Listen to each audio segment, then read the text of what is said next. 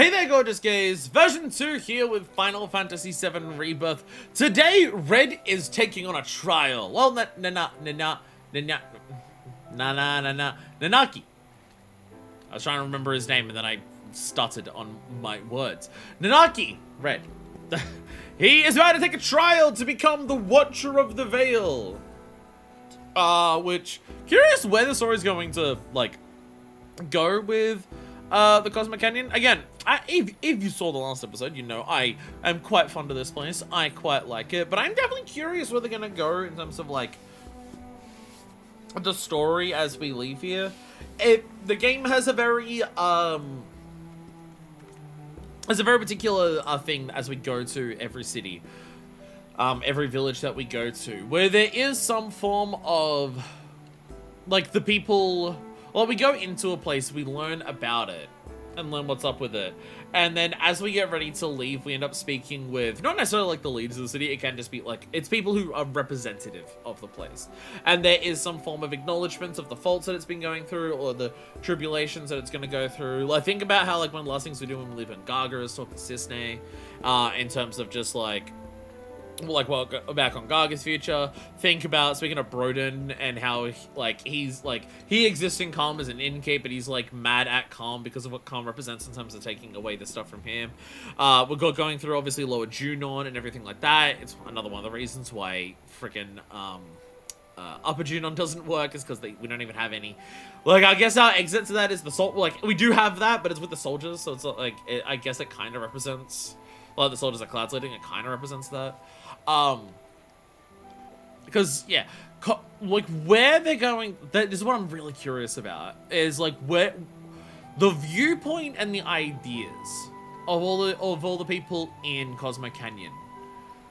Where do we go with this? Because we've already had Bugenhagen just be, like, rejects that we've seen weapons. We've already had, Bugenhagen talking about just, like, how he may be old and outdated and everything like that. We've got some people across Cosmo Canyon who are talking about, like, embracing that they are the planet and the planet is them, and that it's a symbiotic relationship and everything like that. And then you've got some people who are just like, no, we can't change the fate of the planet because the planet is so superior and above us and everything like that.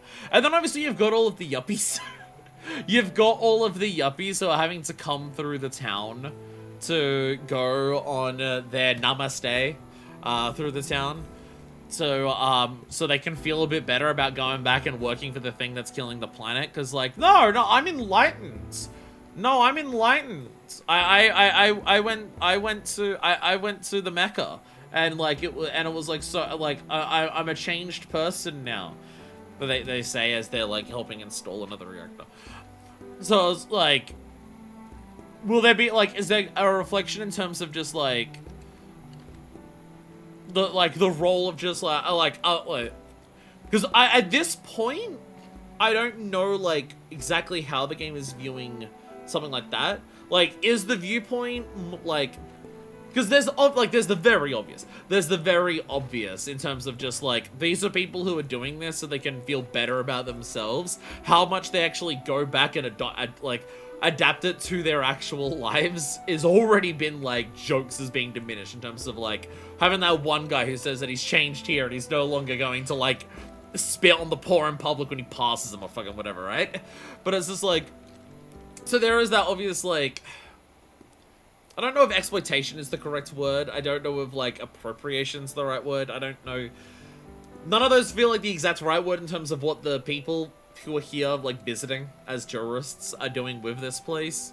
But, like, will some of the people here, like, feel bad that they're basically having to commodify their culture to, like, survive in the worlds that, like, the people who they're selling their culture to are helping, like, make worse and make harder for them to survive in? Like, will the people of Cosmo Canyon, and especially, like, someone like Bugenhagen, accept that, like, hey, the dangers are happening. We know that you have this acceptance of, like, the planet and, like, you have this strong belief in the planet. But also, sometimes it will actually be under threat, and this is one of those times, and you do, like... I'm really curious where we're gonna go with this place. I really like what it is. And with the idea of, like, Red becoming the new Watcher, Like, how will that affect, like, what we're doing with this place? Because, again, we've basically had that in every single area that we've visited. We've had people in the place reflect on, like, their villages or their town's place in the wider world and the thing and, like, the events that are going on.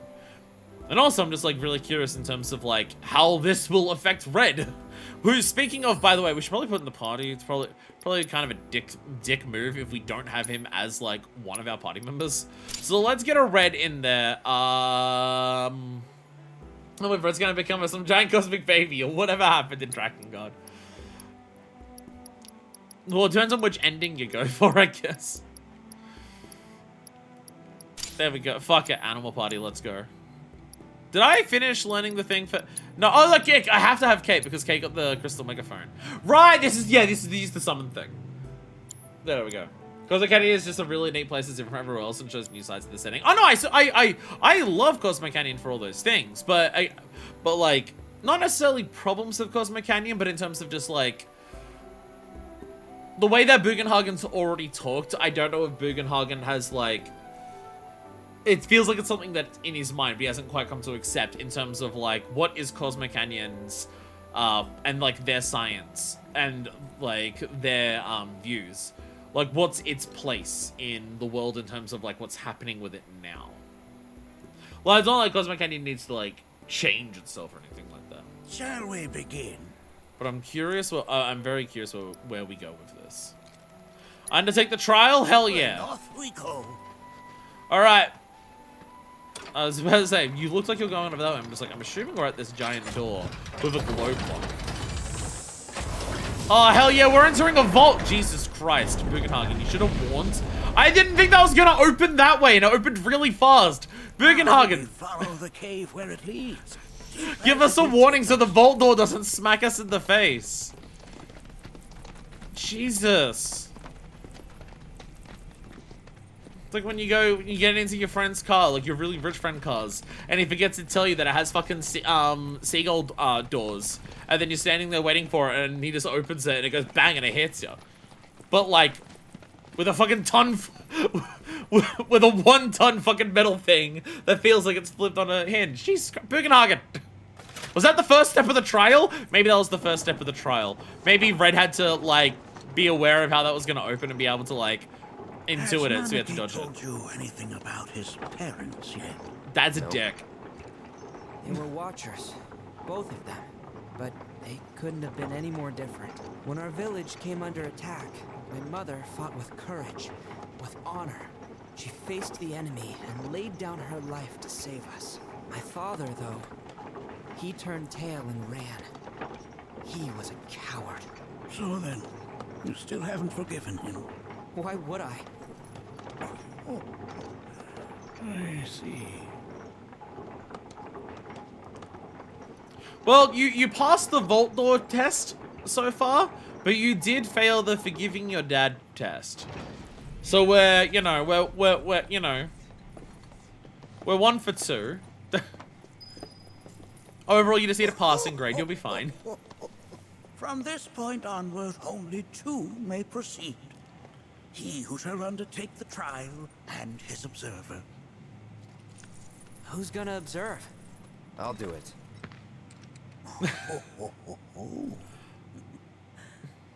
That would render the trial meaningless. Not Cloud? But if not him... Ah, you'll do nicely. Me? Him? Really? At least what? Pretend not to hate me. Whenever you're ready. Ready. Well, there we go. Yo! I'm running around as Red. Okay, well, if that's the case, I do need to change some things out slightly, as in someone needs assess. Someone will need the assessments area. If it's just these 2, I'm going to probably want to change some of that stuff. Barry, you have judged the least likely to fuck everything up. Barry, you have been judged the person with a gun who will shoot everything. We will let you enter our ancient mystical temple of deep, significant cultural importance.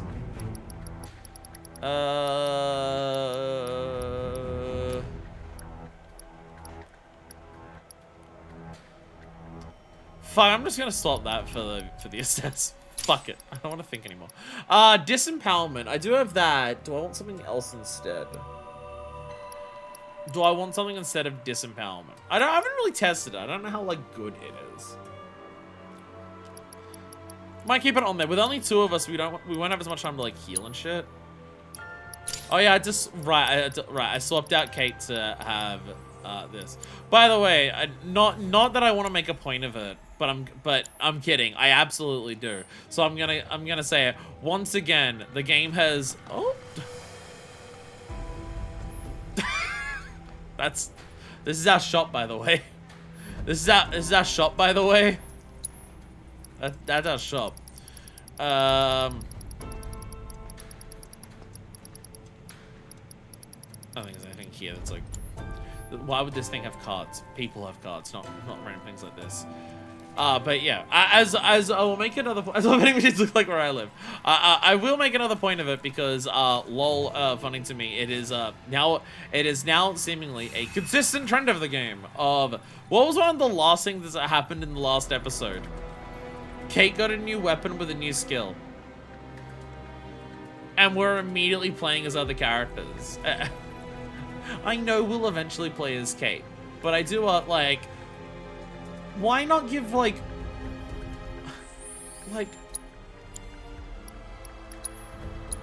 Red's on 5 weapons and some other characters are on less.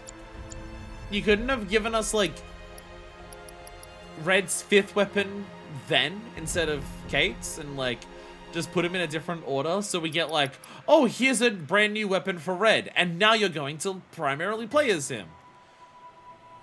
I mean, I also feel like, we're literally doing a thing about him becoming a Watcher, and this is, like, the last thing that we got, and it's literally about, like, Watcher's Respite.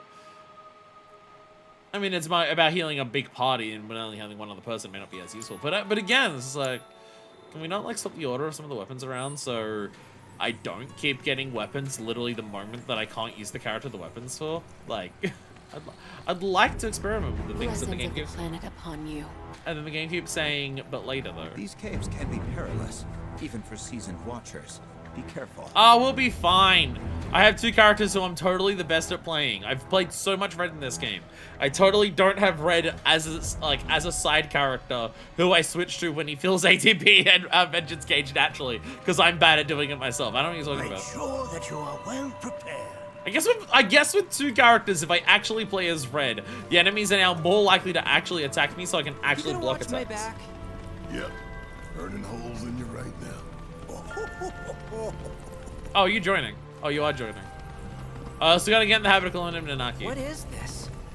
This is a place of deep sorrow. A place where those who have been sealed away are left to mourn their fates. Glowy rocks. And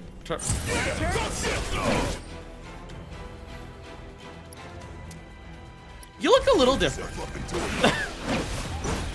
You're looking a little different. You're looking a little different there, but alright. Snake-like creatures that slither in caves. They possess venomous fangs that can poison their prey by biting or spitting a toxic secretion. Elemental weakness or pressure. But what if instead of any of that, I just did what I always do as Red?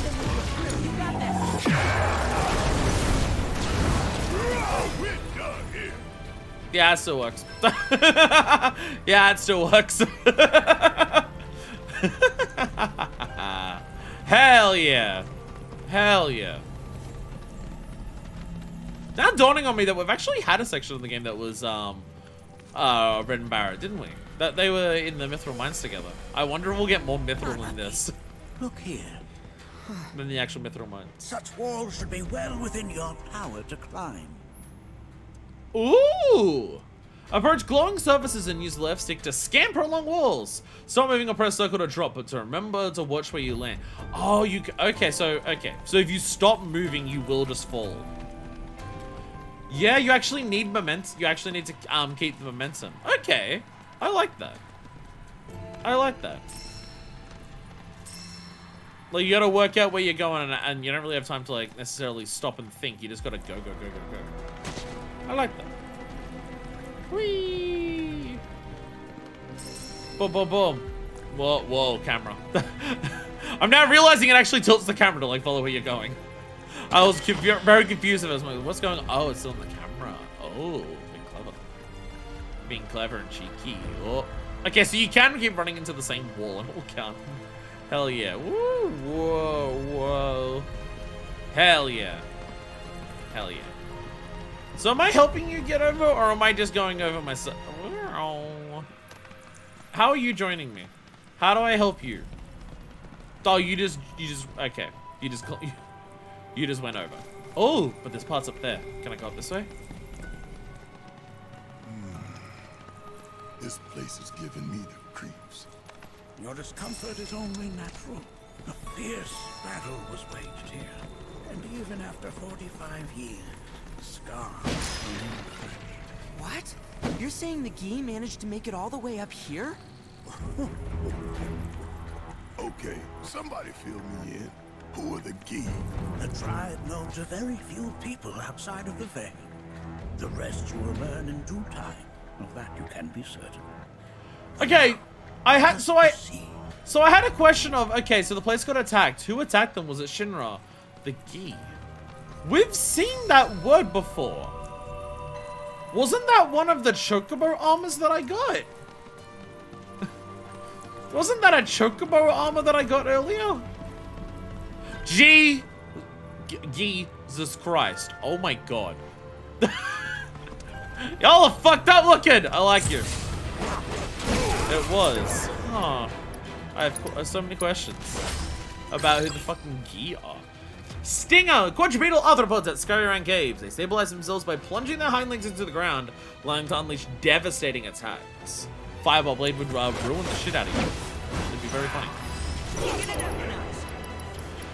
Here we go. Guess it's my turn.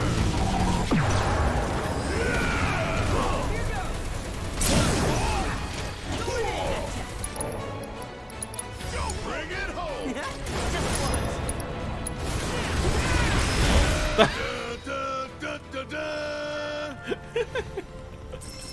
Could I possibly think and actually have some form of strategy to do some of these things? Yeah, I could. But what if I also just did Stardust Ray because it looks cool and sounds awesome? What if Where'd you run off to? I'm exploring, and also I love that the box breaking attack for Red is a fucking hip check. That is so funny. That's such a Red using his normal voice. Now we should probably start calling him Nanaki.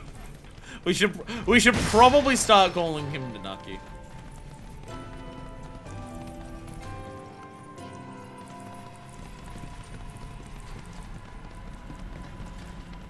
It's not dead naming. Damn, if that doesn't look convenient. It's not dead naming to call him Red. But it feels bad. Ooh, hip check. Hip check. Hip check. Hip check! Hell yeah. Hell yeah. Hip check. Motherfucking Plesioth over here. Jesus Christ. Hip check!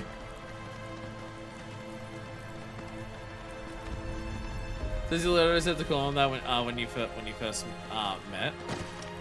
Also, does he want us to call him Nanaki now? Or like, or is it like an immigrant name, where it's just like, cause like I've met immigrants of where some of them are just like, yeah, they'd prefer to be called by like the name in their like first language. But white people are bad at pronouncing things in other languages, so they say no.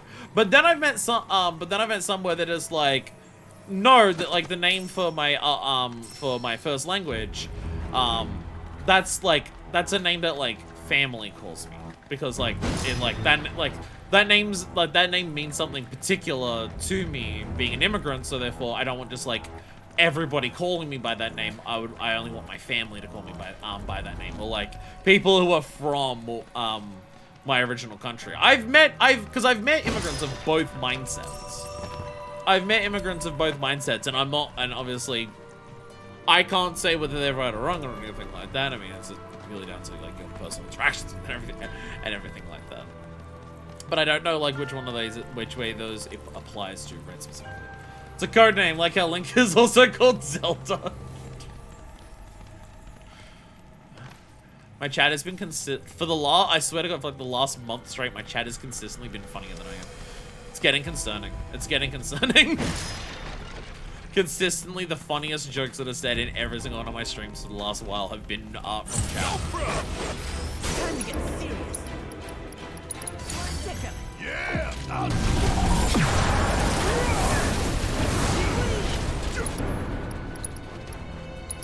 You got this! Don't worry about it. Gotta hold people down! Say your prayers! Ain't no thing! Don't it, asshole! What went? Let's finish this.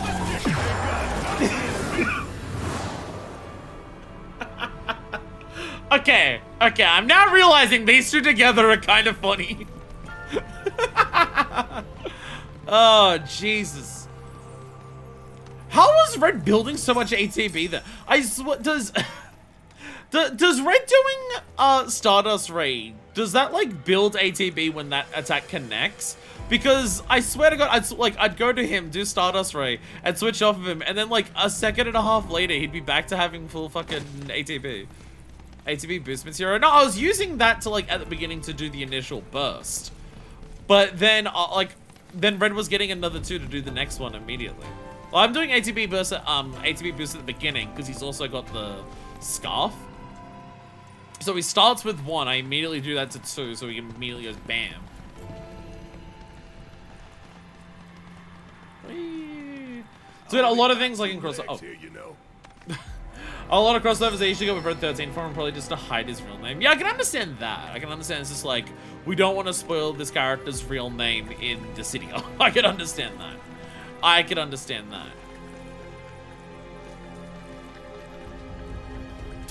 I don't think it's quite how that was meant to work, but I will take it. I would glad to take it. Oh, here we go. So I'm gonna get there we go. Woo! Oh, there's a thing here.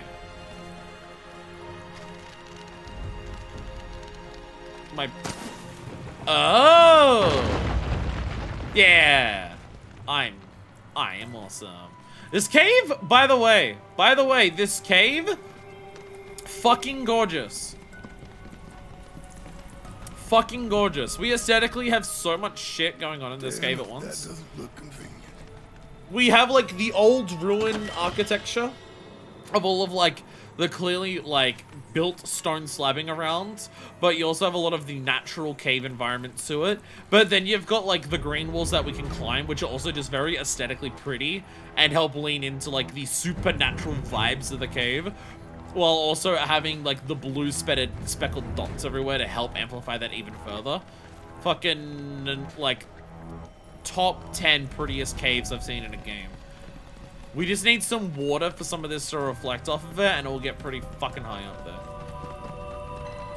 Again, one of the biggest strengths of this game, even going into what would normally be stereotypical archetyped areas so frequently. Like, how many caves have we had in this game? That every cave, like, looks and feels different.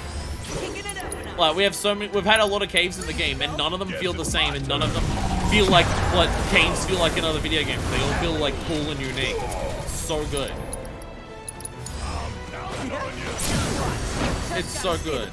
Oh, ATB Stagger. I have ATB Stagger on Red. I think that's what was doing it. I think Red's got ATB Stagger, and the last fight had several things that were getting staggered back to back. That's what it was. That's what it was. Okay, there we go. That's what it was. Because the things were getting staggered one after the other. So, yeah, so just constantly gave the boost. That's what it was. That's what it was. Nanaki, you couldn't just open the door normally. Now I need to get people down here to put the rope back up. That's right. The next time someone will need to come down here is the next person who does the trial. And that's going to be Red's kid. And, you know, they live for a long time. So, you know, they've got time to fix it. They've got time to fix it. Hey, where'd you run off to? Okay, we're now at the point where the dialogue lines are repeating. Maybe they shouldn't be every single time I call. Just maybe. I was gonna say a word. Oh, you know how people, like, apparently online, people were telling me this earlier. You know how people were, like, discoursing about, like, the yellow climbing stuff? About how it looks, like, really disjointed of just, like, why do these rocks have, like, yellow lines on them to, like, do, traversal stuff? If you want a version of doing that that feels like it lines up with the environment, this is a really good one. Like, this is very obvious in terms of, like, it tells you where to climb.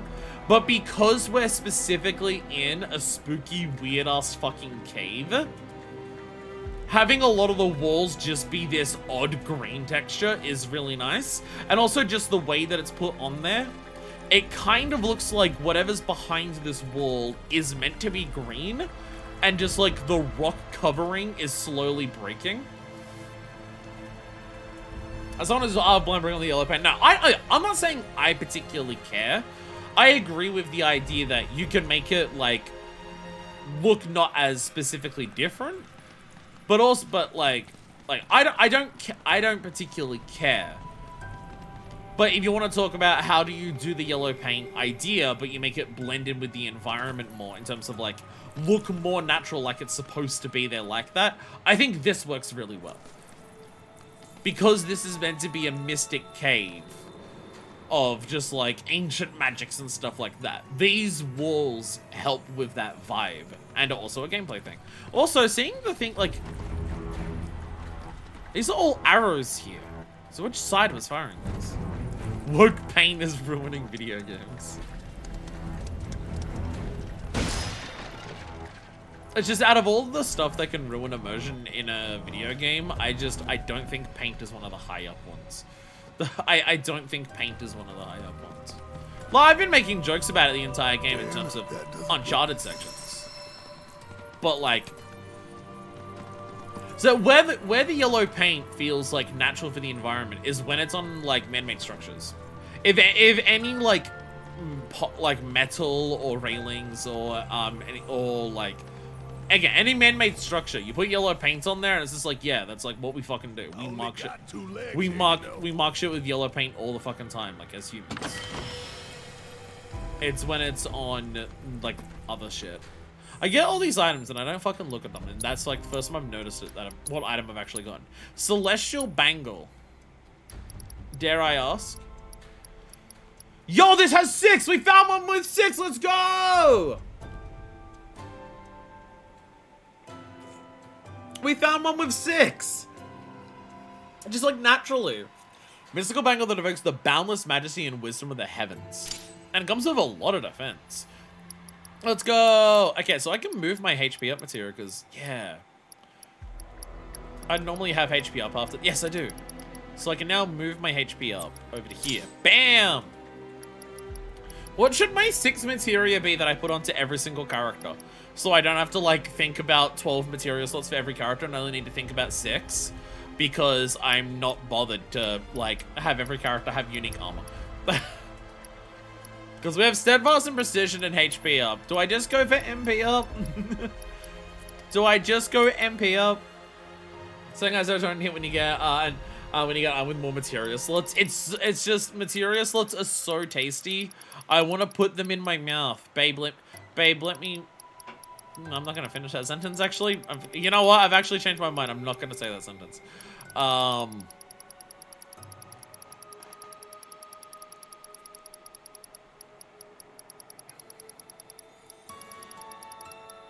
Nothing's jumping out at me is, like, what I want to put in there. I think some people were saying another, like, a time magic might be good. Like, just if every character has time magic to put haste on themselves. But I only have one of those right now. I'm pretty sure I can buy more, I just haven't. For the time being, I'm just gonna put an MP in there. I'll just put an MP. Just get more... Wait, but I do have a spare slot. No. But I do have a spare slot. So I gotta put something here. Actually, I can take something off one of my other characters. Let me take Limit Siphon off Clyde for the time being. I'll worry about it later. Because I know I gotta put those 2 back on there. I'll put more magic on me later, but I like Limit Siphon. The Poison. We're about to get Poison Petrify soon. We're gonna get Poison Petrify at some point soon, and then I'm just gonna, like, Yas Slay Queen once I get that. Okay, I'm seeing enemies down there, but They gave me a level with verticality, and now I'm immediately getting lost. Hey, where'd you run off to? They should have possibly designed more voice lines for Barrett, or had him not say it every single time. Again, I don't think we need to hear it every single time. I mean, it's not as bad as Chadley. It's not as bad as Chadley. Chadley's like, they straight up don't have Chadley respond to the actual situations in the game for his dialogue. It's really funny. Chamber of Folly. You know, actually, looking at how much I start with because of the boost, I don't even need to use the boost at the beginning. Get your ass out of This is really funny. here! You got this! All right, my time is done. Okay, let's shake a leg. Hey, I can make a Commander Brasa. Yay, let's go. Let's go, I can make Commander Bracer. Do I want to say for... This only use mercies, we'll get more mercies. Commander Brasa! Let's go. This only has 4 slots, so it's terrible. But we gotta make it for our synthesis completion. So... We are getting everything towards these, so we'll eventually be able to make these. And then it's the Spirit-Bound Amulet. It's gonna be, like, do we want to grind to get a shitload of that? Because part of me wants to say yes, and then part of me wants to say, but then we'll get to a point where there's going to be material with 7 slots, because Final Fantasy 7. And then I'm going to be like, balls, I spent all this time grinding this and didn't even need to. That was the same wall I was up before. I feel like there's a lot of walls here that I can climb, but I feel like I don't need to climb them all. Maybe that's the puzzle. It's like, give me a shitload of walls to climb when in reality, I don't even need to climb all of them. I only need to climb some of them. Wait. It's kind of, I'm now realizing, and this is because of my insistence on never using items. I'm practicing for hard mode. This way, please. There are these treasure chests, and outside of like very rare situations, like what we had a couple seconds ago, where I get an item with more material slots on it. Let's go. I'm now realizing, and I don't know if it's the intention. I'm like, I see a treasure chest, and I'm just like, oh, treasure chest. What will be in it? Oh my god, it's, okay, Time 1 Talisman might actually be decent. But like, oh, I get some Phoenix Downs or anything like that, and I just like, I don't really care. Oh, Jesus, hi. Hi, friends, how are you today? But then I get something that has, but then there's boxes, right? Just like normal, like, boxes to break. Like the most basic video game, this is a box, smash it to get things inside of it. And it's meant to be the most, like, whatever stuff that's just like, they're not the big special ones because they're just random boxes that aren't even highlighted. But I'm way more excited to always smash those because there's always the possibility of, well, what, it gives me really good crafting materials so I can make the next crafting item. Let's go. So I'm always like significantly more excited to smash open boxes than open a treasure chest. But I'm now realizing how funny it is that because I never use fucking items. That all of the random crafting shit in this game, I'm way more excited about getting than actual items from treasure chests. Unless it's a purple treasure chest, because then it's an item, because then it's a weapon. Realizing the way that I'm playing the game, just never using items. The incentive systems have been very switched. Jesus Christ, what the fuck are we about to do? A trial, I think, but like, dear God. So... What the hell is that? That is a key. It's huge. Under normal circumstances, I would stress that you mustn't judge a book by its cover. For the Gi, however, they're as fearsome as their appearance implies. These are the things that killed my mom? Nanaki, this shall be your first trial. You are to explore this place. Understand the nature of its history. Okay, will do.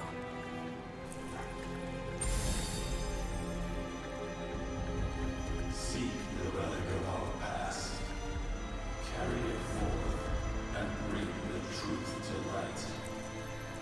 Only then shall the path reveal itself unto you.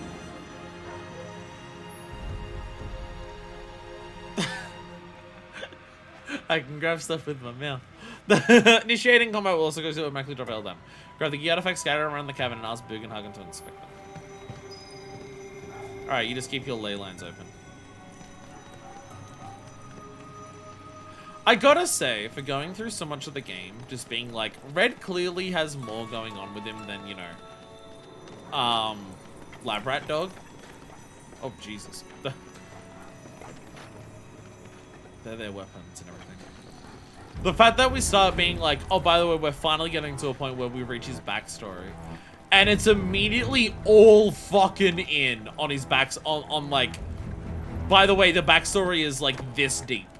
By the way, the backstory is in terms of just like, oh yeah, he's part of like this group here, and like these old people like, and like this like ancient ruins, all these people here, they came to attack him. It's like, jeez, wow. It's like, we've waited so long to get like a lore reveal about Red, and now that it has started, it's just like, we're all the fuck in on like intense shit. I love it. I got a piece of wood. Yay. What about... Would you look at that? It's a bone. Nay, that is not the relic we seek. That is but a mere bone. sorry, did that say 99 exquisite beast spines? Did that, like, was that going to max out my beast spines? Is that what that was saying? Memories of war. The hour of our awakening draws nigh.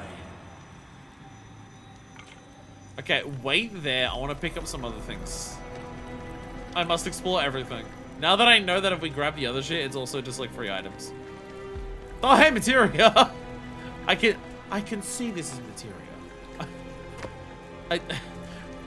Materia is found everywhere. I don't think the ancient thing they're looking for is going to be materia. It's probably the thing that's spoke. That materia, but it is far more than a magic stone. It is a crystallized collection of the planet's memories and knowledge. That doesn't even glow! Although that was a healing materia 3, so definitely worth it. Definitely worth it. That's immediately a healing materia that has regen.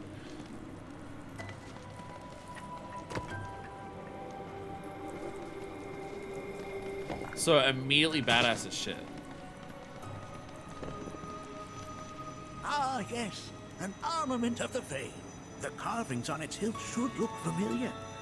Indeed, you'll find the very same markings on your own body.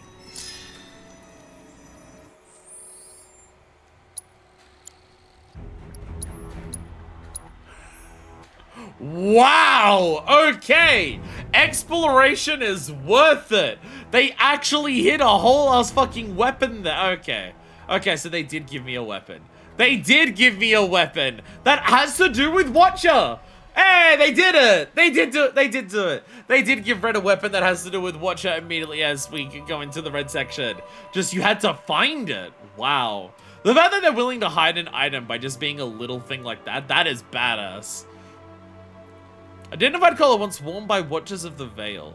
Shitload of physical attack on this one. And also, by the way, 6 material slots. Fucking hell. Deplete the Vengeance gauge to increase allies' ATB. Potency proportional to amount expended. Interesting. Yeah, because the other one that we have here is heal allies with Vengeance. This is ATB with Vengeance. So you save up Vengeance and then you just do this and then everyone just goes boom and they're super buffed and jacked. You do that like right before a stagger so everyone just can do their beast shit. Or if you're just like nowhere near a stagger, do it so you can help start building towards it. Holy shit. Okay, well, we got even more material slots. What do we got for this? Siphon Fang increase, which I never do. Vengeance by duration. I always burn Vengeance immediately. Restores HP when activating Vengeance. I do that, so I can do that. Weapon ability damage by 5%. Attack damage more magic attack. Make it a little bit more balanced as a weapon. Replenishes ATB gauge by 5% when using a weapon ability. I use a lot of weapon abilities as Red. I want that one first. Invigorating Vengeance is to get some HP back when I activate it. Because I don't usually like staying in a Vengeance to actually build back health. I mean, I was about to say, to be fair, Siphon Fang doesn't like get much health, so why would I want to do that? This thing is literally about getting more health with Siphon Fang. I'll do this. I will do this. I'm curious how much, like, if you increase how much HP you get with Siphon Fang, how good is Siphon Fang actually at getting back health? Because it never seems amazing. But maybe the idea is that you want to spec into it for it to be more amazing. Okay, once characters start having 6 of each, I'm now actually starting to run out of shit of just like, what do I even give them? What do I even give them? What do I even... You know, if I had a shitload of synergy support materia, everyone having that on would actually be pretty good. But, not quite.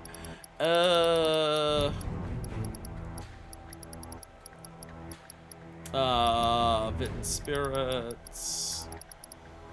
More HP ups. Just shove a random element? That's what I'm thinking. Time is a good one to put on everyone so everyone can give themselves haste.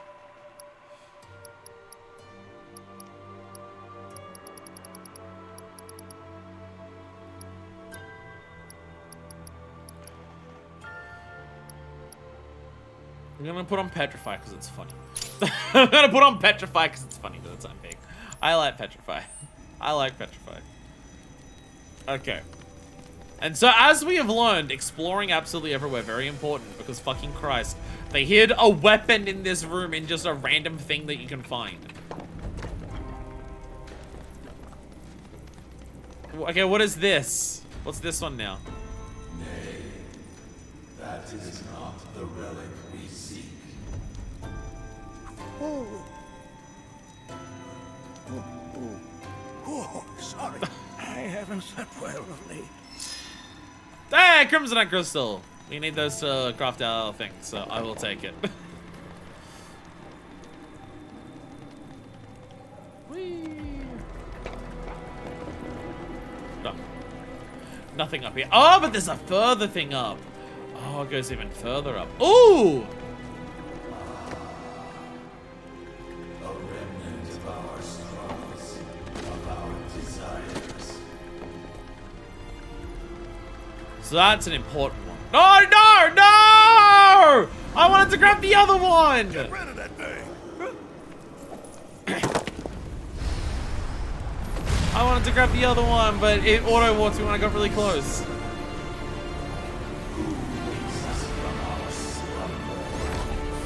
Gi Lancer! Oh, Jesus. Okay. Well, I can immediately start assessing. Gi Lancer. Spirits of the Gi that perished during the invasion of Cosmic Candy now cursed to haunt its caverns. They were sealed underground lest they unleash their deep-seated hatred upon innocence. So when they say that, like, the spirits that have been sealed here, they just sealed all the Gi that attacked them here. Okay. By the way, just, like, the whole thing with the Gi, this is a brand new thing. There's, like, again, it's what I mean by deep fucking lore. It is being randomly hit with, by the way, this here. I've been waiting for red shit to go for so long, and then we get it, and now it's just like, oh my god. Splitting the elemental weakness, fire. Weakness with magic attacks, or hitting them with healing, hit them with healing spells will pressure them. They spin their spears to deflect all ranged physical attacks. Cool. It's not like a barrier with anything. Hitting them with strong close range physical attacks while they are doing this will pressure them. They will not remain dead so long as the Gi sorcerer is present. Okay. They reflect ranged physical attacks. But if you, like, okay. Life kills zombies, yeah.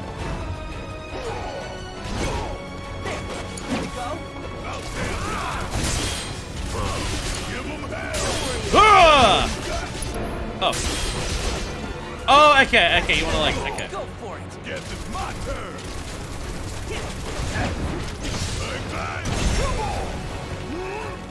It stabbed itself. You got this. Leave it to me. Urgh! I guess I gotta hit it with a more powerful attack while it's doing that. By the way, this thing has Petrify. Still here. Gotcha.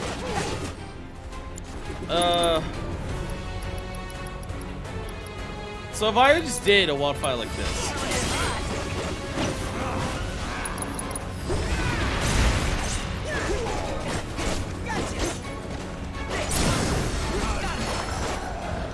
That specter you fought was a fallen Gi.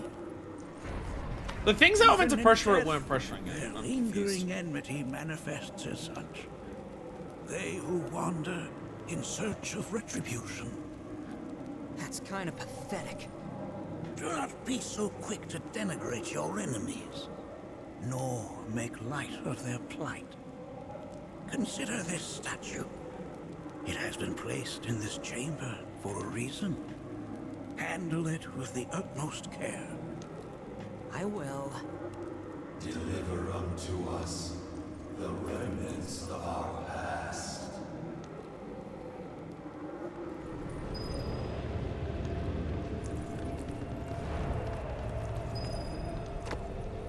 Oh, okay, you can still bring it to Bugenhagen. Okay. Oh, okay, thank God. Thank God. You can still bring things to Bugenhagen. Its point is coated with a poison that rapidly circulates through the body, slowing the wounded until they are completely turned to stone. Gi Warrior's Charm. Also, also, Bugenhagen, I was picking that shit up in my mouth. Am I okay? Am I okay?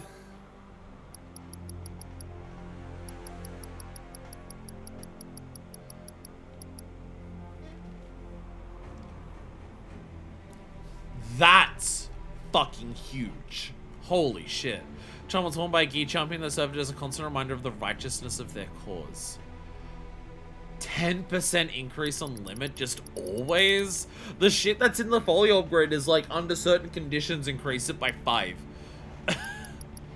I only have a crescent moon thing. I'm absolutely taking that shit. Holy fuck. That's huge. Again, I like, this is why I'm happy to use limit in this game and why I didn't use limit in the previous game. My whole thing with limit was just, in the last game, it felt like just a thing that you got over time and then you just did an overpowered attack.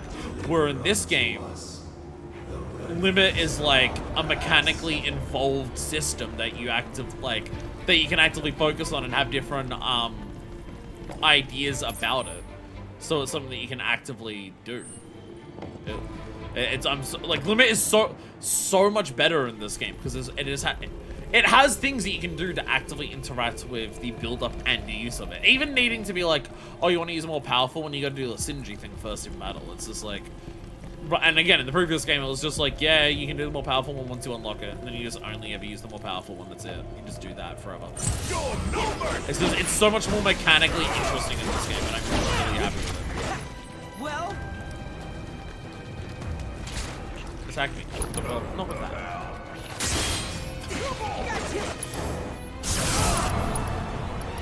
Do I need to be in... I don't think I need to be in Vengeance to do this. No stopping you. So I'm going to guess that it's... I'm going to guess that in when it says, like, building it. Don't shoot Bugenhagen. What the fuck, Barrett? Jesus Christ, I can't believe you do that. When it says that it's based on how much vengeance you have, I'm going to assume that basically full vengeance is a full refill. I'm assuming that's basically how much it's going to need to be. Thing is, like, if you play as Fred and actually get attacked, you build up vengeance really quickly. You do build up vengeance pretty freaking quick as Fred if you actually play as him. But you stick with him and you just get attacked a couple of times. Bam. Gee, Jesus Christ. This shit is so fucking cool. Is that pools of Mako down there? Or is that water with, like, spirits trapped in it? Oh, Mako with spirits trapped in it.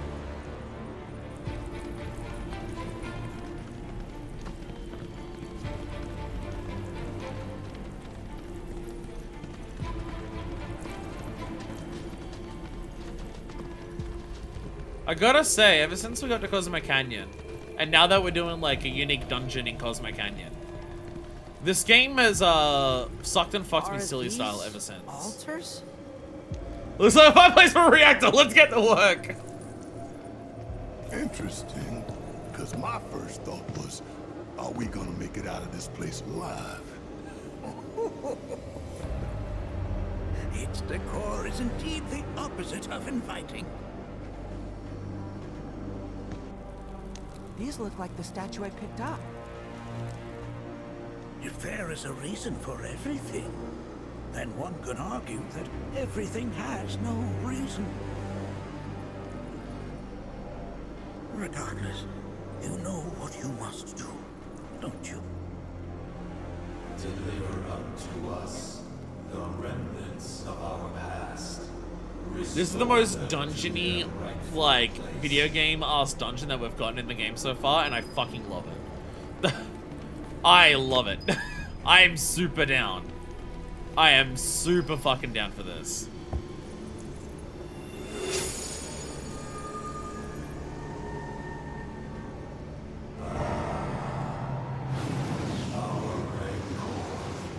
Begins to fade.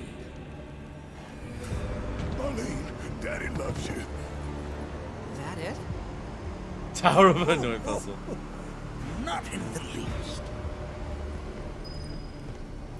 Also, Barrett, they said the Rancor fades. What am I talking about? Why am I expecting Barrett to know the word Rancor? Why am I expecting Barrett to know what the word Rancor means? I think it might be on me for expecting that. Barrett doesn't play Final Fantasy 14. He hasn't heard the word Rancor said every couple of hours, so fair. Okay, so don't fall off here or I die, I'm gonna guess. If I fall off a gap here and I go down, hope I didn't miss anything too special. Sup, Angelo? We're in a cave. I thought I saw something on the wall there. I didn't. Thought I was about to find the big buzzer from Star Wars. The different Rancor Barrett. Hey, where'd you run off to? We're in the cave. We fought our first Gi. There was a statue that came to life. And we fought our first Gi. Which I feel like we're going to learn more about what they are during this. I remember Gi primarily from that one Chocobo armor that we have.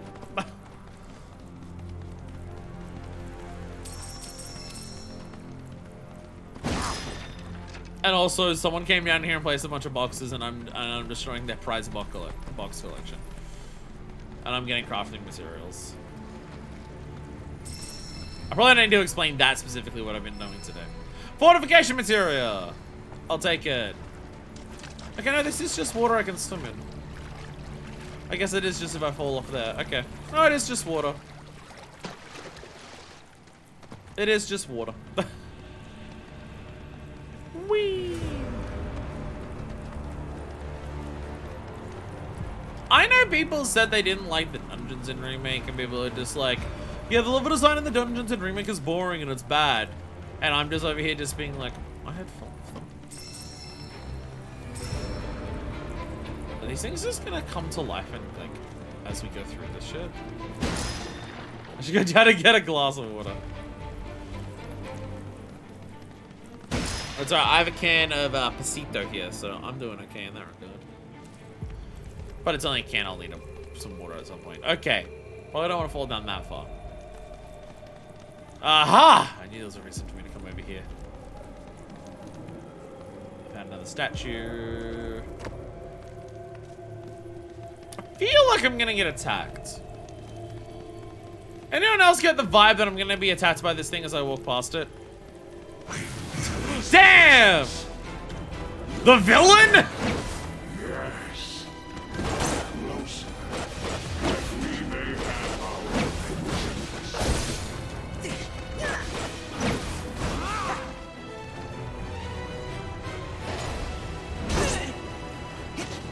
I didn't actually block that. Lol. Okay, that did a lot of stagger damage. Wildfire. Wouldn't want to be you. I assume I gotta do a lot of fire damage for it to actually, like, count as pressure. Coming in hot. Bring it home. Fear me. Crescent Claw. I'll rip you to shreds. Hell yeah! Hell yeah! Hell yeah! I feel like I can tell that like Red feels like a character who has full extra control. Because I try to turn on a dime and it's way harder to do.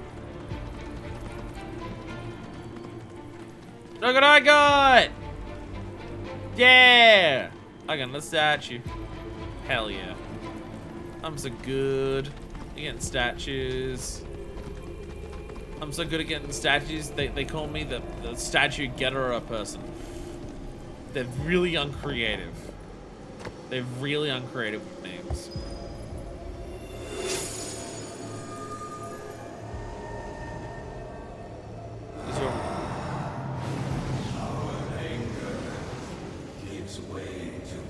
Why are the geese so angry? Why are they so rancor?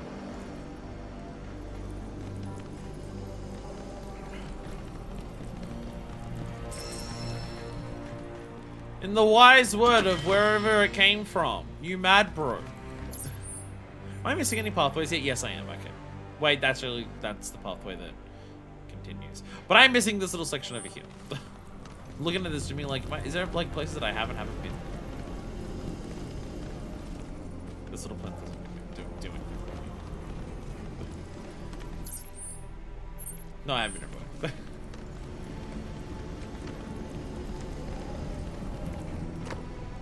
Ambergy statue.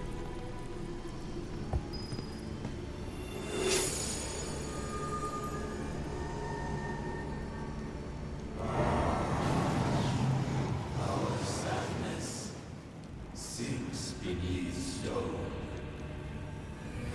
The history of the Vale is intertwined with the Gi, for they first came to these lands many millennia ago.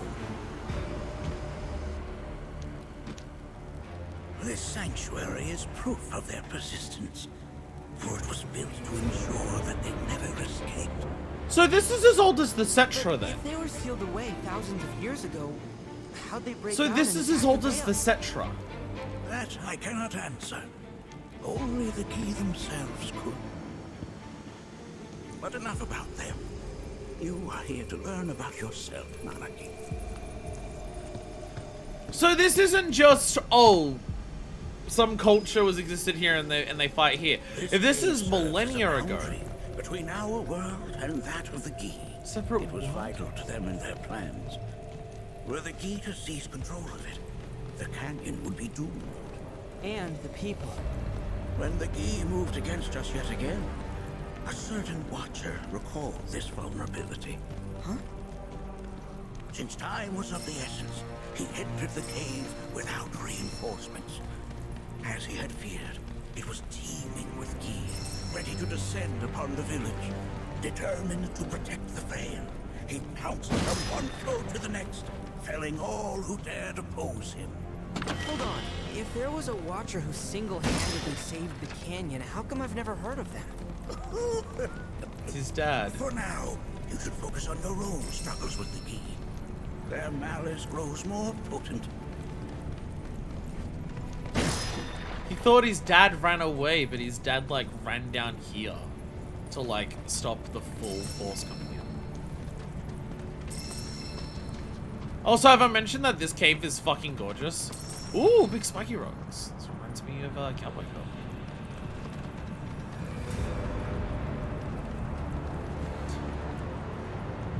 Where the fuck are we go? What the fuck? I love this shit. Yo.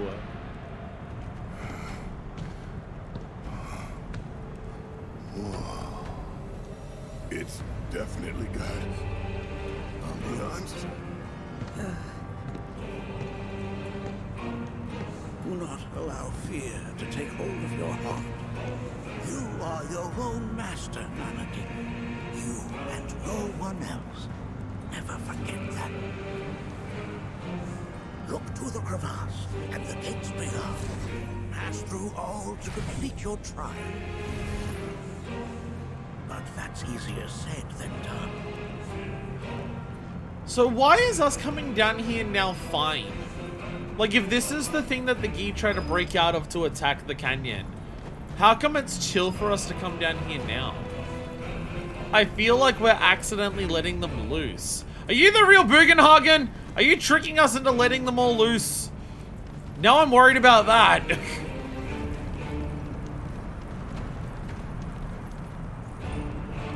It feels like we're actually in like an alternate world where Mako, like life is represented with green where we come from. The pools of Mako are green.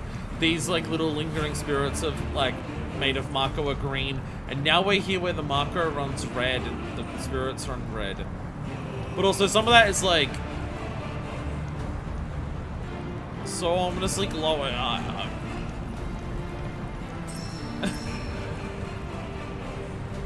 This feels like a moment where it's like the lore of the game is being turned upside fucking down. Like this feels like a really big deal. It feels like everything that I've understood about the game's about to be like, by the way, there's this whole other level that you didn't fucking expect in terms of like what is going on in this. There's a whole extra level of shit going on that you never realized. And it's like big. Just watch. Good to go?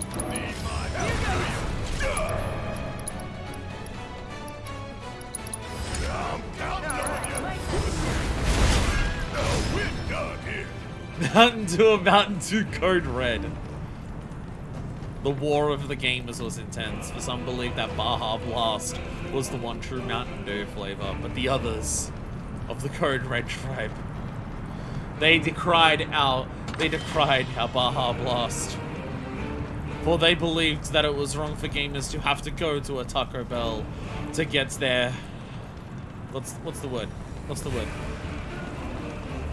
Ambrosia. The ambrosia of the gamer. Then it all got flipped on its head when they started selling Baja Blast supermarkets.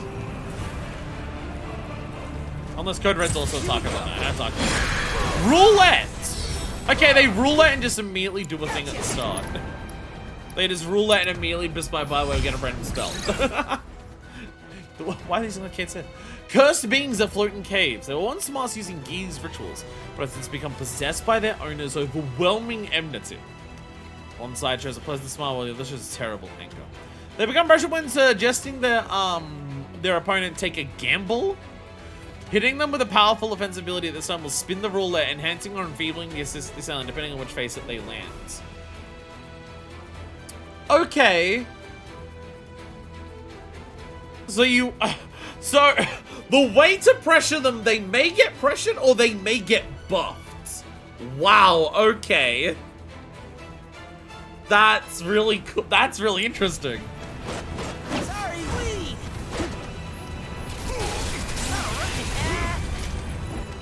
Wow. Gotcha. Don't let him down. Take a gamble. And then roulette. Protect. Okay, well, I'm just gonna go to the other one. Go Fuck for you. it. Bow!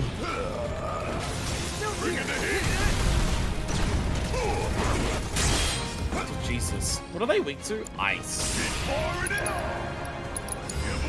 Leave it to me.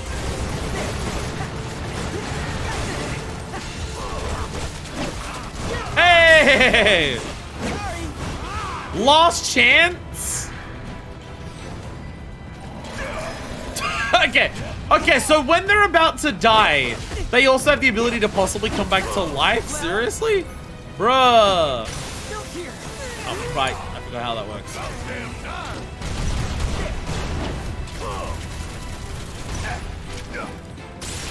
Okay, take again. So they're pressured during this. My turn. Now spin. Mine. Roulette. Oh.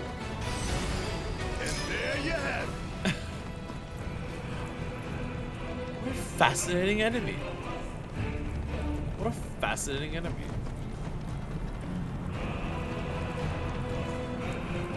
Okay, it's the type of thing that's come up in terms of mechanics that the player can do, but it's also coming up in terms of mechanics that enemies can do.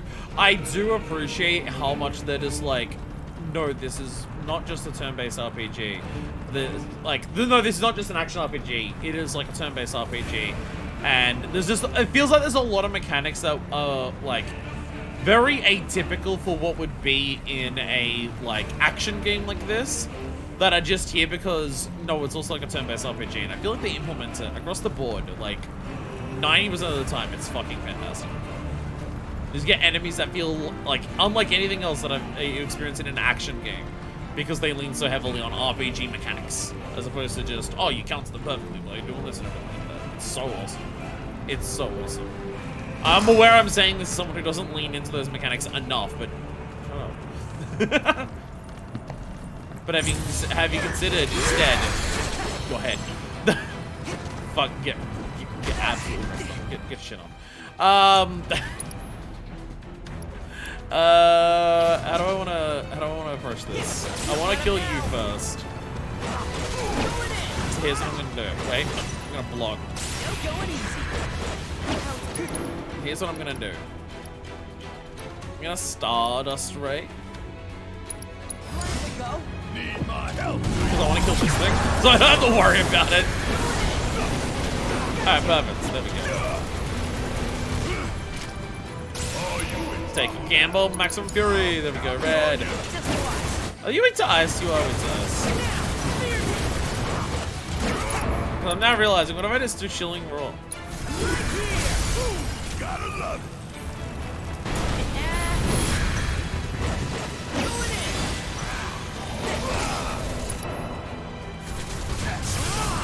So how much will... I was about to say, how much is that gonna heal when I do this? What if I just do a Crescent Claw? Boom! Haven't seen one come back to life yet. Have not seen one come back to life yet. I'm half expecting that's exactly what that is when it says last chance. Barrett weapon or someone else? Calamitous Bazooka. Dear God. Dear God. We now have multiple we have some characters... Like, we have multiple characters. How does Aerith still only have 4, considering some have 6? Like, Yuffie and Kate, yeah, we got them last, I understand them being a bit behind on weapons. How does Aerith still only have 4? When we're starting to get characters that have 6 now. By the way, also, 6 material slots. Smackdown. Strike the grandest enemy. Oh, Jesus. Okay, just a giant fucking shockwave attack. Jesus. Wicked firearm imbued with the rancor of a tribe of fallen warriors. It's the Gee's classic gun. The Gee gun. I'm gonna need to like rework out what materials that everyone had and work out what else with the... You've already got a VIT and a spirit.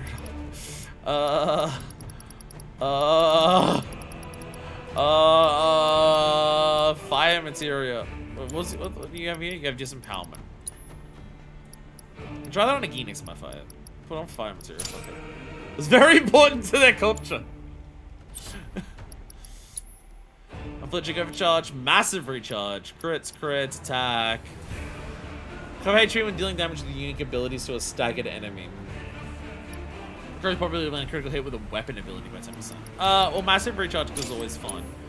I like the idea of just getting a shitload of crits. Let's just build up crits. Let's just build up crits. Fuck it. Crit gun, let's go. Crit gun, let's go.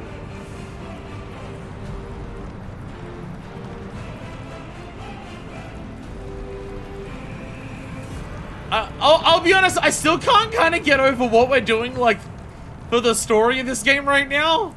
So how are we supposed to open this thing? How indeed? Ideas, Nanaki? Like, I'll be honest, in terms of, like, major lore reveals, I figured it would be safe to, like, I mean, I guess this is kind of like a big lore reveal for a backstory of one of our characters, but... I figured, like, oh, in terms of the world, it's just like, okay, yeah, well, we've got... Can I climb this secretly? Is this secretly a thing I can climb? And you're just not showing me? No, okay.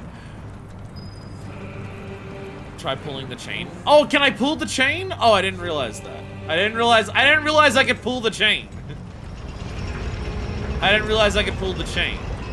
I didn't see the handle on it.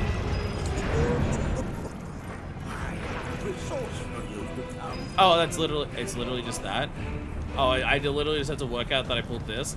It showed the thing was up there. It showed the marker was up there, so I thought I had to like climb up there or work out a way to get up to that. Because it showed the like objective marker was up there, so I'm like looking up there, just being like, okay, what do I do? And it's like, oh, just pull this chain this down. Yeah, in terms of like lore for the game, I think like, oh, we kind of like the first part kind of introduced all the players. Shinra is there, and they're like fucked up, and they've created like Sephiroth, and Sephiroth has a Genova thing going on, and like the Cetra are also looking at. I kind of figured like most of the major lore of the game had like been like shown at least what it was in the first game, and would just like learn more about those things like as time went on. And then so, like, cause I mean, like, I guess like learning about the Republic of Juneon's like a new thing for this game, but it's also just like, yeah, like that's who like Shinra took over. The fact that there's like, oh, by the way, here's this other world and these other like people who've been around as long as the Cetra, and they're trying to invade. And it's like, wait, what the fuck? Just very much out of nowhere what I expected from this, and it's so fun. Okay, okay, this is Gi Archer. They're not okay, so yeah. Splitting their elemental weakness with magic attacks or hitting them with healing spells will pressure them. Not remain dead as long as the Gi sorcerer is present. Okay. I can pressure them with Q. Ow, I can do that. Ow! I'm trouble. Your special arrows are doing nothing because you're like trapped behind a thing. You're not. So what if I did Sentinel Stones? Well, I can do that. I gotta remember I have Sentinel Stance like on a anime stuff. Okay, Sentinel Stance is probably one. Ow. I'm actually like really hurt. So I'm gonna cure on the Lancer. Alright. LOL! It actually looks like really well. A watcher's work is never done.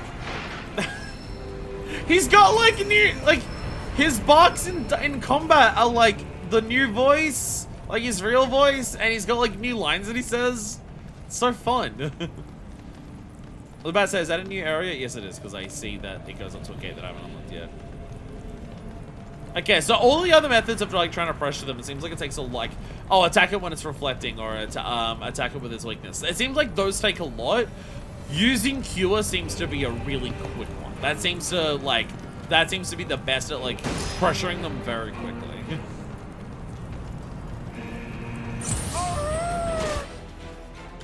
So are these things just is it not just hanging out here? So I hate Fred's kid voice, but I love it. I feel like the people who say that probably just say that because they don't like kids in media. There are a lot of people who just hate children existing in media. And I feel like it's probably more so because of that than anything else. Smackdown! Oh, you gon' feel it. Boom! Fucking Christ. Okay.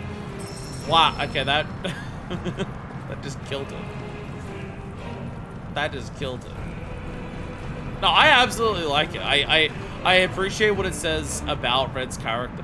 I like how it's just like, oh, look at how red and ominous it is.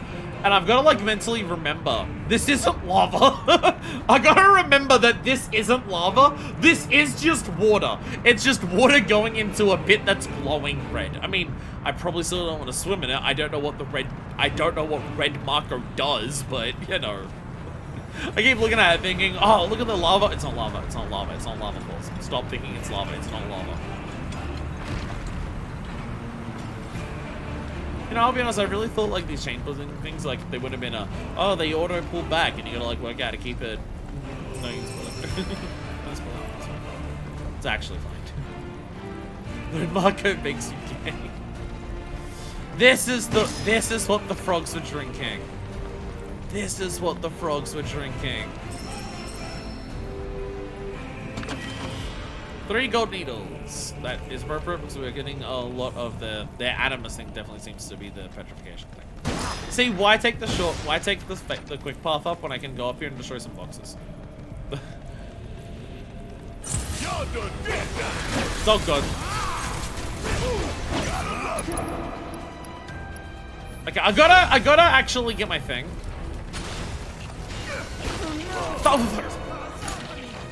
Get off!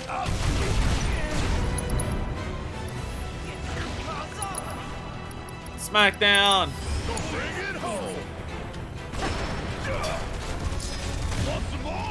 I just killed the other things. Attack me!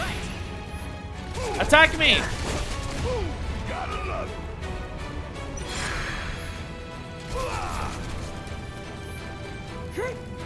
Literally hurt me at all.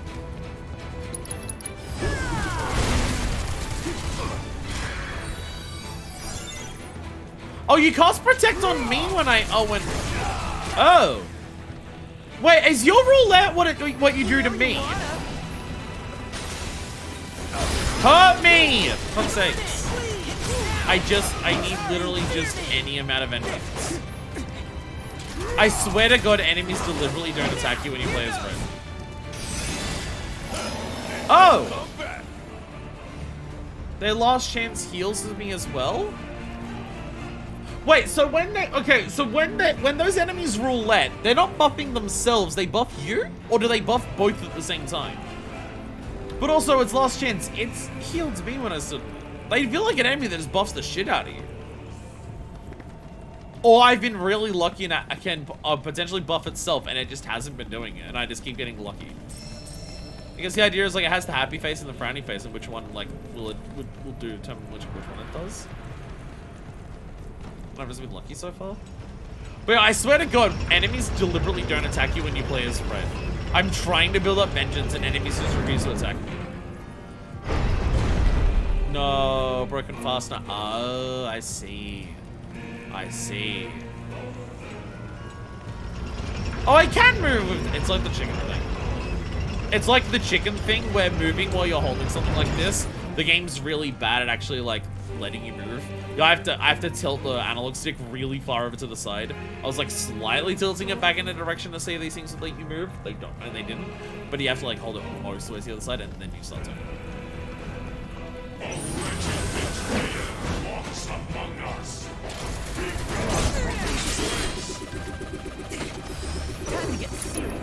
Okay, there is the sorcerer, by the way.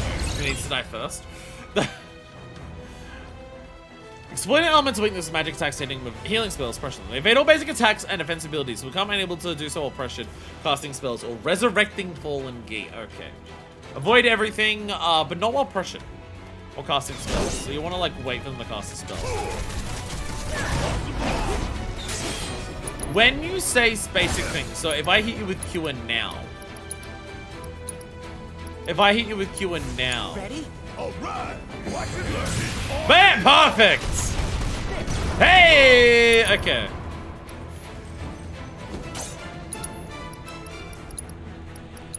Bring the smackdown. My turn. Boom! There we go. Yeah, you just heal them. Yeah, so it's only basic attacks. Which is what it said. Come on, hit me. Hit me.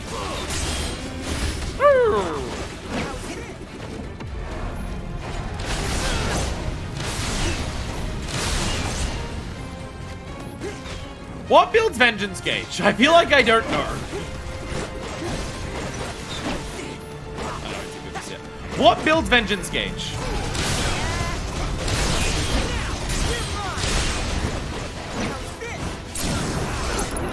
I swear to God, I don't actually know what builds Vengeance Gauge. Mind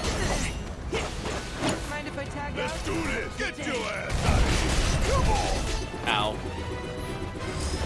Ain't done yet! Ow. Bring it home! Try. Going in. Coming at ya. Still going easy. Okay, you gotta hit it a lot or with something powerful. Don't take it personally, alright? We beat them. Have you now? In what sense? They have yet to truly pass on, and their rage remains unquenched. Come, let us keep pressing forward. We're very nearly there.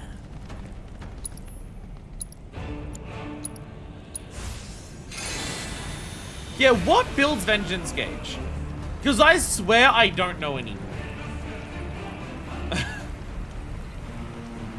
Does anyone actually know what does it? Because I'll be honest, I thought it was getting hit while blocking, and that wasn't building Vengeance in that fight.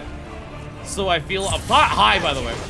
So I feel like I don't actually know what does it. Because I thought I did, and what I thought it was isn't it. So No stopping you. what if I just do that without having any Vengeance?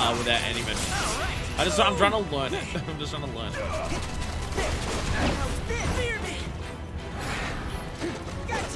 Because I feel like not knowing how Red's basic mechanic functions is probably a big part of the reason why I'm bad at playing it. I feel like not knowing how the core ability he has works is part of the reason why I'm not doing well. Just put it out now. Here goes. You're mine. Now. I can just stagger you like this. I can just stagger you by just beating the shit out of you like this. Bring down your Don't even attack the Two-Face with a powerful attack. Just hit it with basics.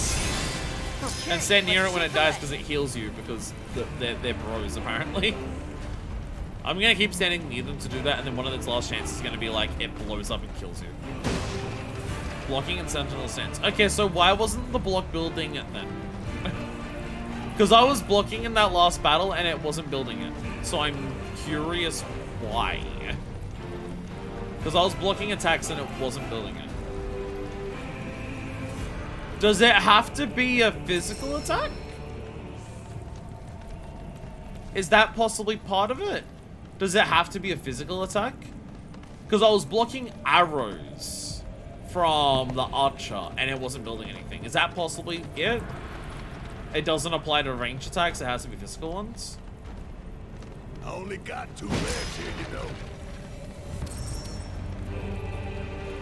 Maybe the attack in particular don't work. Maybe the gi specifically counter it. I mean, that could easily happen. It could be that maybe the gi specifically are like, they don't like do it as much or anything. But by the way, do you want access to that green materia over there? Bring it on. A bunch of roll up throws. There's no secret. I got hit by the first time that they finally actually get angry. And it's when I'm on my own. That's the first time that they've actually like done one against me.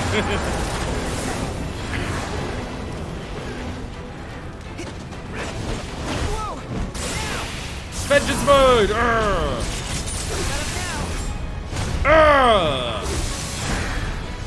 That's a decent amount of healing. Pile it on. And it is like, I mean, it's not like great damage, but it is some damage. Crescent Claw, fuck it. Oh, there we go. Hell yeah. The bravery, thank you. Sorry. And Stardust Ray. There your fangs and Whoa. Well, okay. Ah, they do some. Yeah, there we go. So have I just been really lucky? I feel like I've been absurdly lucky. This is the first time that any of the Two-Faces have actually had their red face show up. I think this is literally the first fight. Every other fight I've had with them, they only do, what you doing? There we go. Every other time I fought the Two-Faces, they were only doing happy face things. So I'm just like, okay, and then this is the first fight that I've actually had against them where they were doing any red face ones. I feel like I'm absurdly lucky. Empowerment materia. That makes sense. The whole thing is that they did buffs. So here's a materia for you that does buffs. I feel like buff and debuff materia is the type of thing that I'd want for like particularly difficult fights or boss fights. I feel like using ATB on that in like a normal ass fight, I feel like you want to get a lot of use out of a buff or a debuff to like make it worth using. Whereas in just against like basic enemies, it's just like nowhere near as good. That's what it feels like.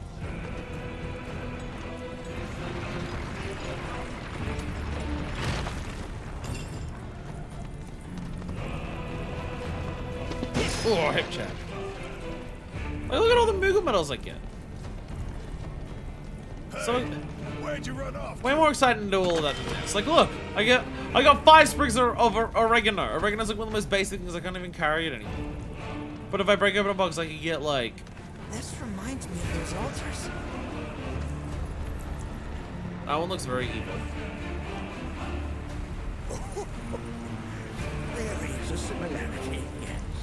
But this sanctum is much more ancient and serves a rather different purpose. The altars we came upon before were built to imprison the king. This, however, was built to provide the Cetra with a means to commune with them. Commune with them? Why would the Cetra do that? The Gi were the enemy. Good and evil, friend and foe.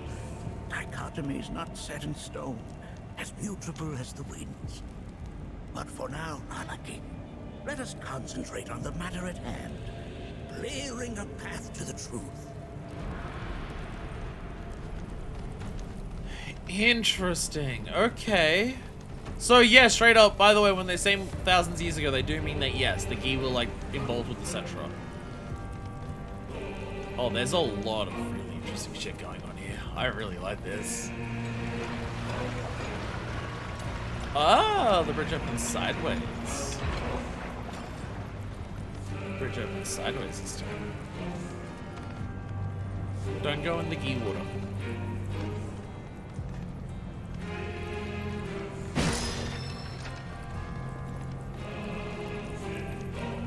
Like, Cosmo Canyon does set you up for some, like, intense lore bombshells.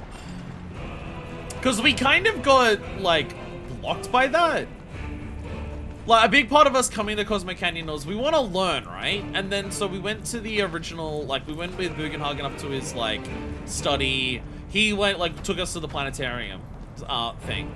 And what we learned there was not a lot, right? Other than just, like, yes, if all the Mako disappears, then, like, the planet just fucking crumbles into nothingness.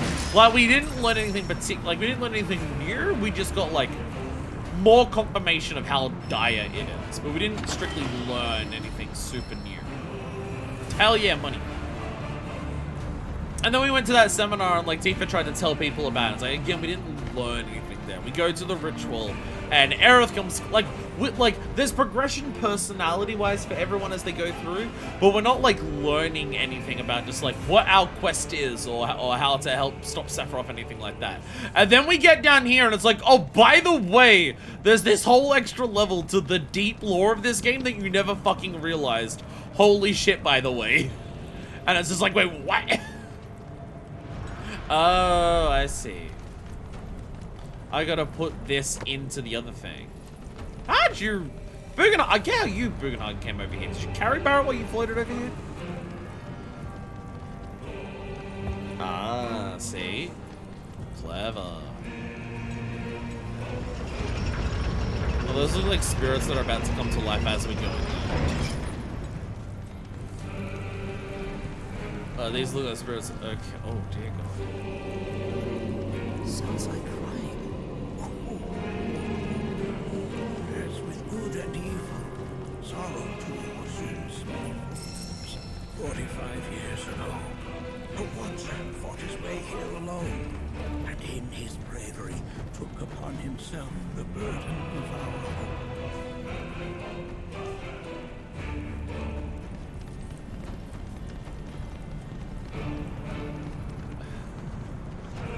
I mean, if you ask me, like, what we were in for today. Like, I knew Red was gonna have a trial, but I thought the trial would be, like, testing his abilities to, like, protect the veil. Very far from what I was expecting. This is the coolest fucking shit. This is so fucking cool. Like, this is the equivalent of getting to the drum in Remake and learning about Genova existing. Like, in terms of just how much this rocks the foundations of what you thought you understood the game that you're playing to be. By the way, the game you thought you were playing is now something completely, like, elevated from what that was. Yeah, not a physical trial, because what we're fighting is pretty simple, but it's a mental one. One that Red is currently struggling with. He doesn't seem to get it. He doesn't seem to get, like, what Bugenhagen's trying to get across to him. It's not going great for him.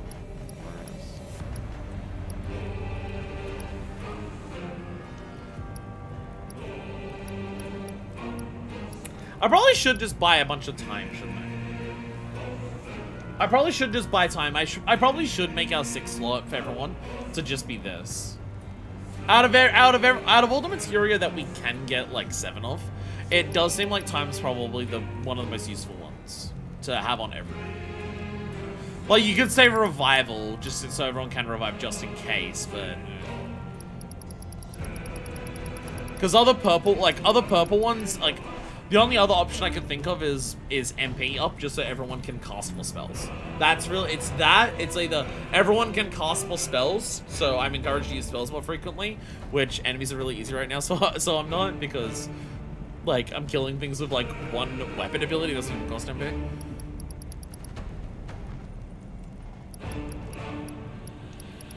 Or time.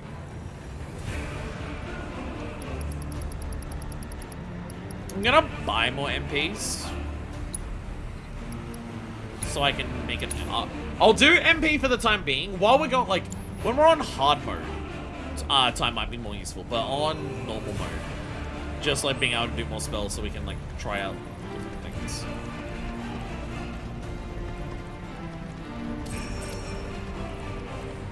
I'll reorganize my material like this way, back in the open shit. And when everyone gets a 6, they can have some MP ups. Because if everyone's also going to have 6 on their weapon eventually, time can fit on there pretty effectively as well. Try to find something new. Well, bound to be. What is evil? What isn't evil? Bugenhagen's trying to make us question. What is it? Their ire manifests once more. Okay, so no, this is bad. Are we sure coming down here was a smart idea? Do not underestimate this foe. Are we sure coming down here was a smart idea? Getting the talk. About an axe to grind. Why the hell's this thing pissed at us? Getting the talk. The leader of the game? What the fuck? The leader. Jesus Christ. The leader of the Gi are people who are driven to extinction and cursed to roam as spirits, rejected by the live stream? Fucking what? That's why when they die, they don't die? The live stream rejects them? He and his clan have been sealed in an underground cave, left to fan the flames of their hatred and the red miasma that envelops them. Also, it's not, that's, okay, so, like, that's miasma of just their hatred. There's all the red, okay. Inflicting enough damage will pressure him, a curse will activate. Wait, inflicting enough damage will pressure him. A curse will activate when the soul flames possess a statue, half HP, half MP. Deplete ATB, shrink battlefield. Staggering Ginatak will undo the curse. Doom will inflict instant death after a certain amount of time. Okay. So you want to really fucking get the damage in on this. By the way, not many immunities. Not many immunities on here, actually. Petrify mainly. Petrify and slow.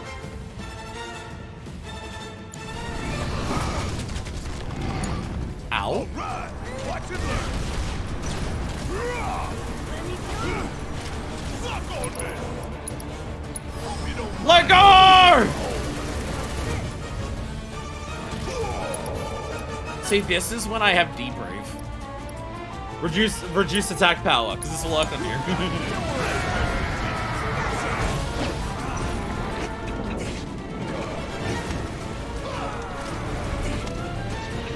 Oh, Jesus!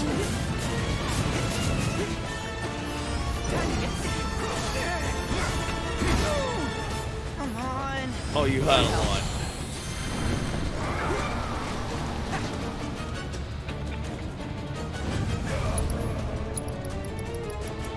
I'll be honest, I don't know how to play these two characters enough to, like, know the best way to go about this fight. Coming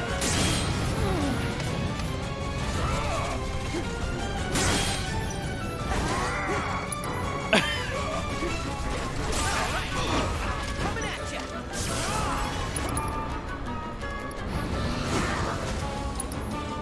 I want to do this. Where is it? Spinal Fervor, there it is.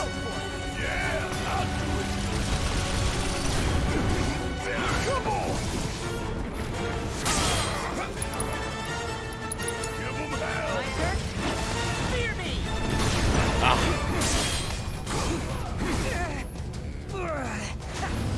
It's all good. You got this. Need my help, do you? What the hell? Leave it to me. Please. Ah, come on, I was holding block. Ow, that was unblockable. Oh god, okay, okay. This motherfucker hurts.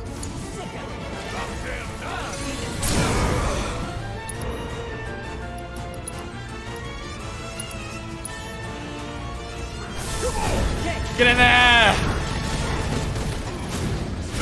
Urgh.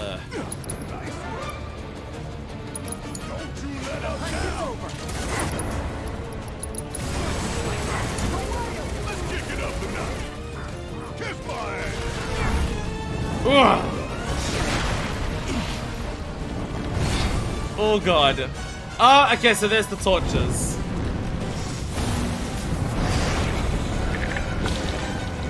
Are they all ads? Oh dear god! Where's a big bucket of water when you need it? You're up. My turn. Come on. Sorry, here goes. Sorry, please.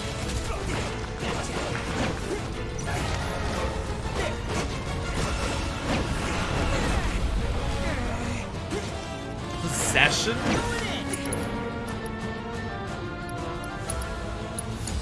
Oh, I haven't assessed these things. They're probably different. I'm not used to assessing things in the middle of, like, extricate. You cheaty son of a bitch.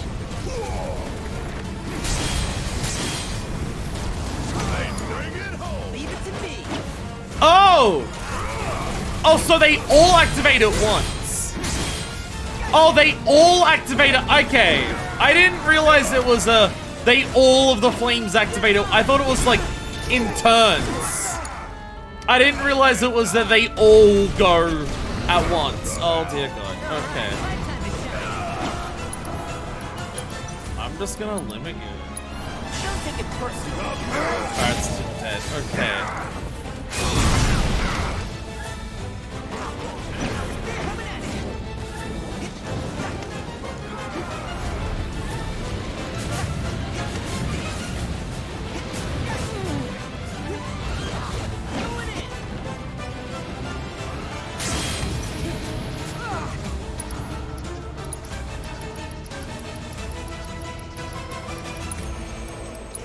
Go quickly. Fuck you. Returning to the life stream. Okay. So I didn't realize I didn't realize all 4 of the things would activate at once. That's a lot to deal with. All 4 at once is a lot. Holy shit. Yeah, okay, so that's half HP, half MP, constantly draining ATB, and like, oh my god.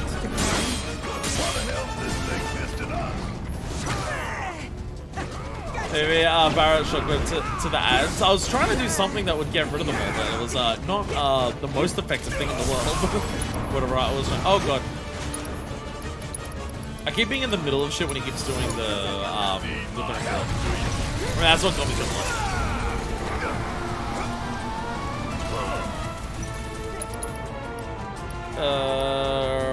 Bonus round. Don't worry about it. Clear me.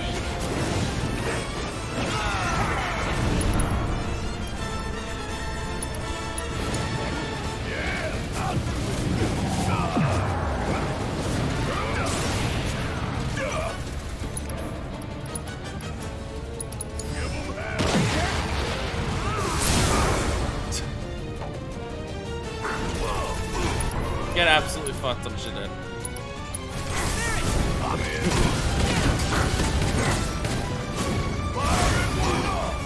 Gotcha. And that's how it's done. Go wild. Let's do this.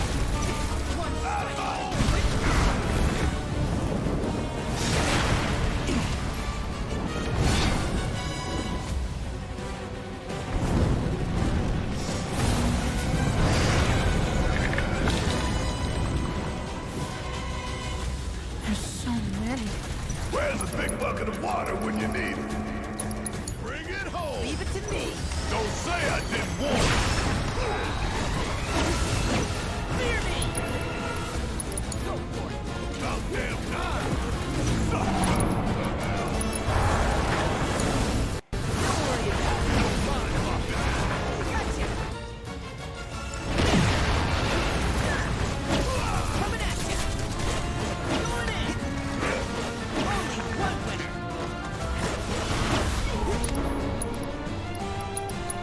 Lol.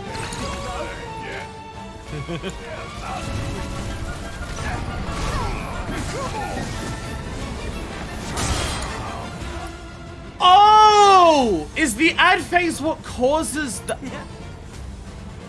Is the ad phase what causes...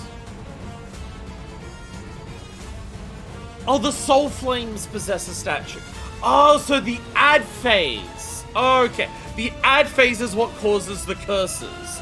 So you need to kill enough to make sure they don't... Okay. Because each ad that any ad that remains, you can possess one of them. So if I left, because I left more than 4 alive, they just did. Okay, okay. I understand. I understand. Okay, Barrow. While I'm building up this, cure yourself. Okay, well, you're just gonna be a dick about it and just like target me. Fuck you.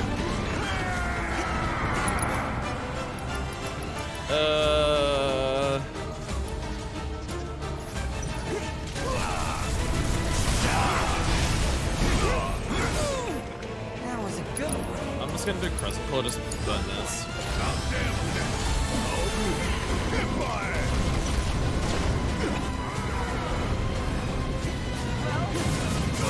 Ow! Ow!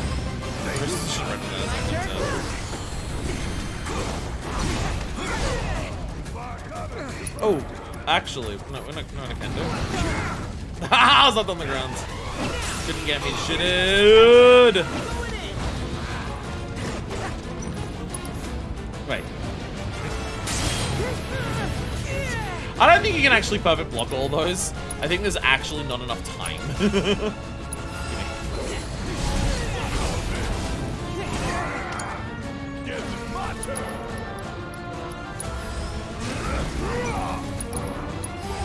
Wait, it's up to something.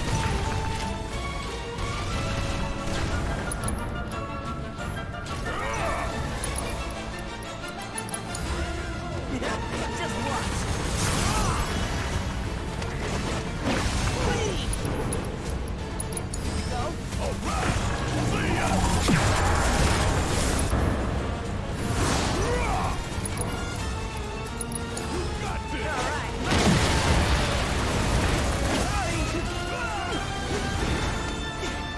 Ooh, much better that time. Much better. Ah, I'm sorry. There's gotta be Rave when it comes out.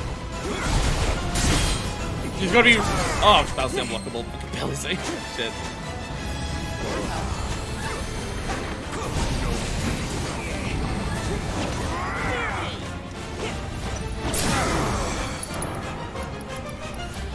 Limit immediately. Go to Barret.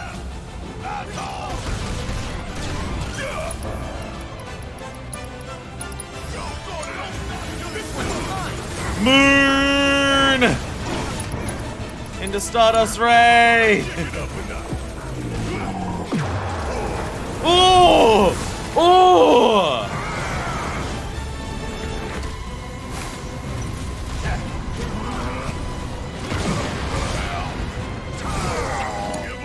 Don't worry about it.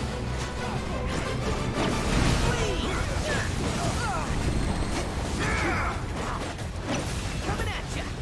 Picking it up. That is draining really quickly.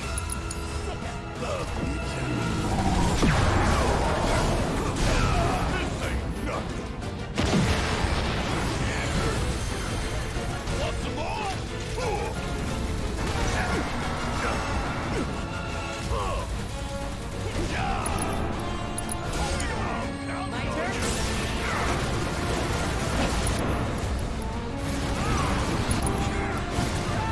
Fuck!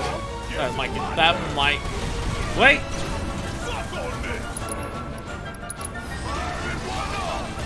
Ah! You ain't getting sorry. Oh yeah, I've been waiting for this. There we go. There we go. Limit Siphon coming in so fucking clutch. Limit Siphon coming in to save the fucking day. There we go. Ooh. Ooh. Ooh. God damn. Ooh. Ooh. For evanescent rancor. That was awesome. Fight keeping me on my toes the entire time. Well done. You've become quite the formidable fighter.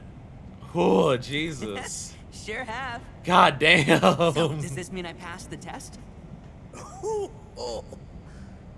I'm afraid that decision is not mine alone to make.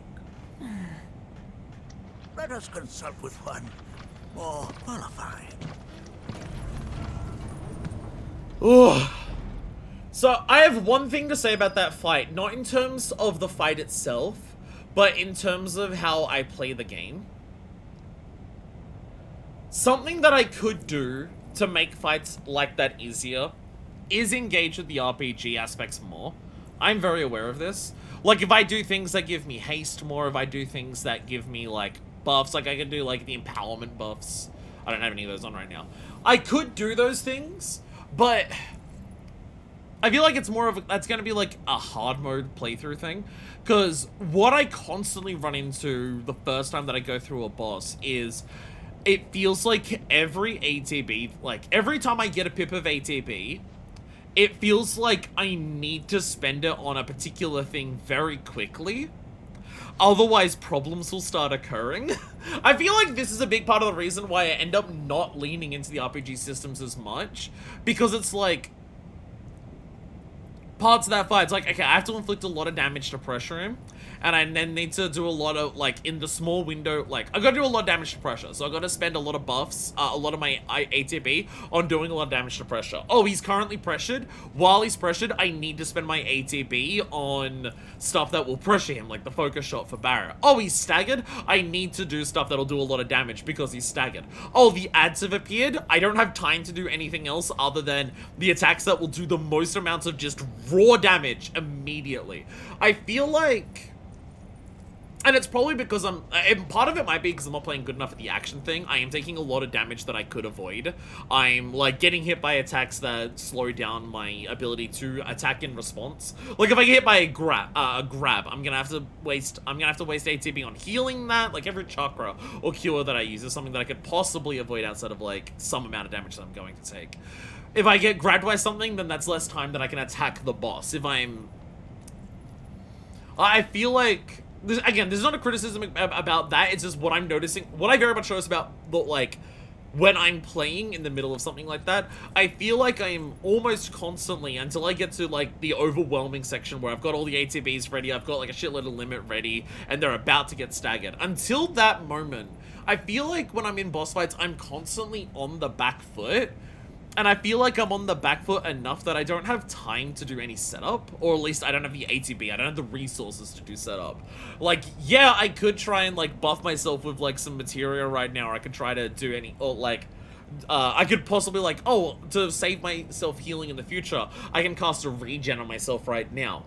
But I'm on such low health that if I cast a regen on me, it may not heal me up enough before I die, because I don't have enough health. I feel like I'm, maybe it's a mental thing. Maybe I'm not on the back foot as much as what I think I am. Maybe I do have more space than what I think I do. I mean, there are certain things where it's like, you're not gonna, like, use buffs when you're, like, you're not gonna try and buff yourself with ATB when, like, the boss is, like, staggered. Unless you know that, like, you doing a buff and then doing an attack with that buff is going to do more damage than just doing 2 attacks in general. But I feel like I'm constantly on the back foot enough that it's just like, I need to spend this ATB on salvaging the run right now, rather than try to do setup to make the run easier. But, intense fight. Intense fight. If I had poison on characters, poison would have helped a lot there. Because poison's like a guaranteed hit, and also the boss is like immune to that. Because it's like, even stuff like, oh, I can apply, like I had with Baron, I've tried on the first attempt. Oh, I can apply Debrave to the boss. So the boss does less damage. But then I constantly feel like, but wait a minute. Okay, Debrave might help me in the future, but if I use ATB on Debrave now, then I'm not using ATB on, like, curing myself, or, like, getting in the hits on the boss when he's pressured. I feel like the stress of battle overwhelms me a lot, where I feel like I don't have the time to make setup decisions, because I feel like I have to do something that's overall less effective, but what will save me in the immediate moment, rather, or like, will optimize the immediate moment, rather than build up to a very good moment. I can apply that focus to, like, a stagger bar, and then, like, building limit towards it.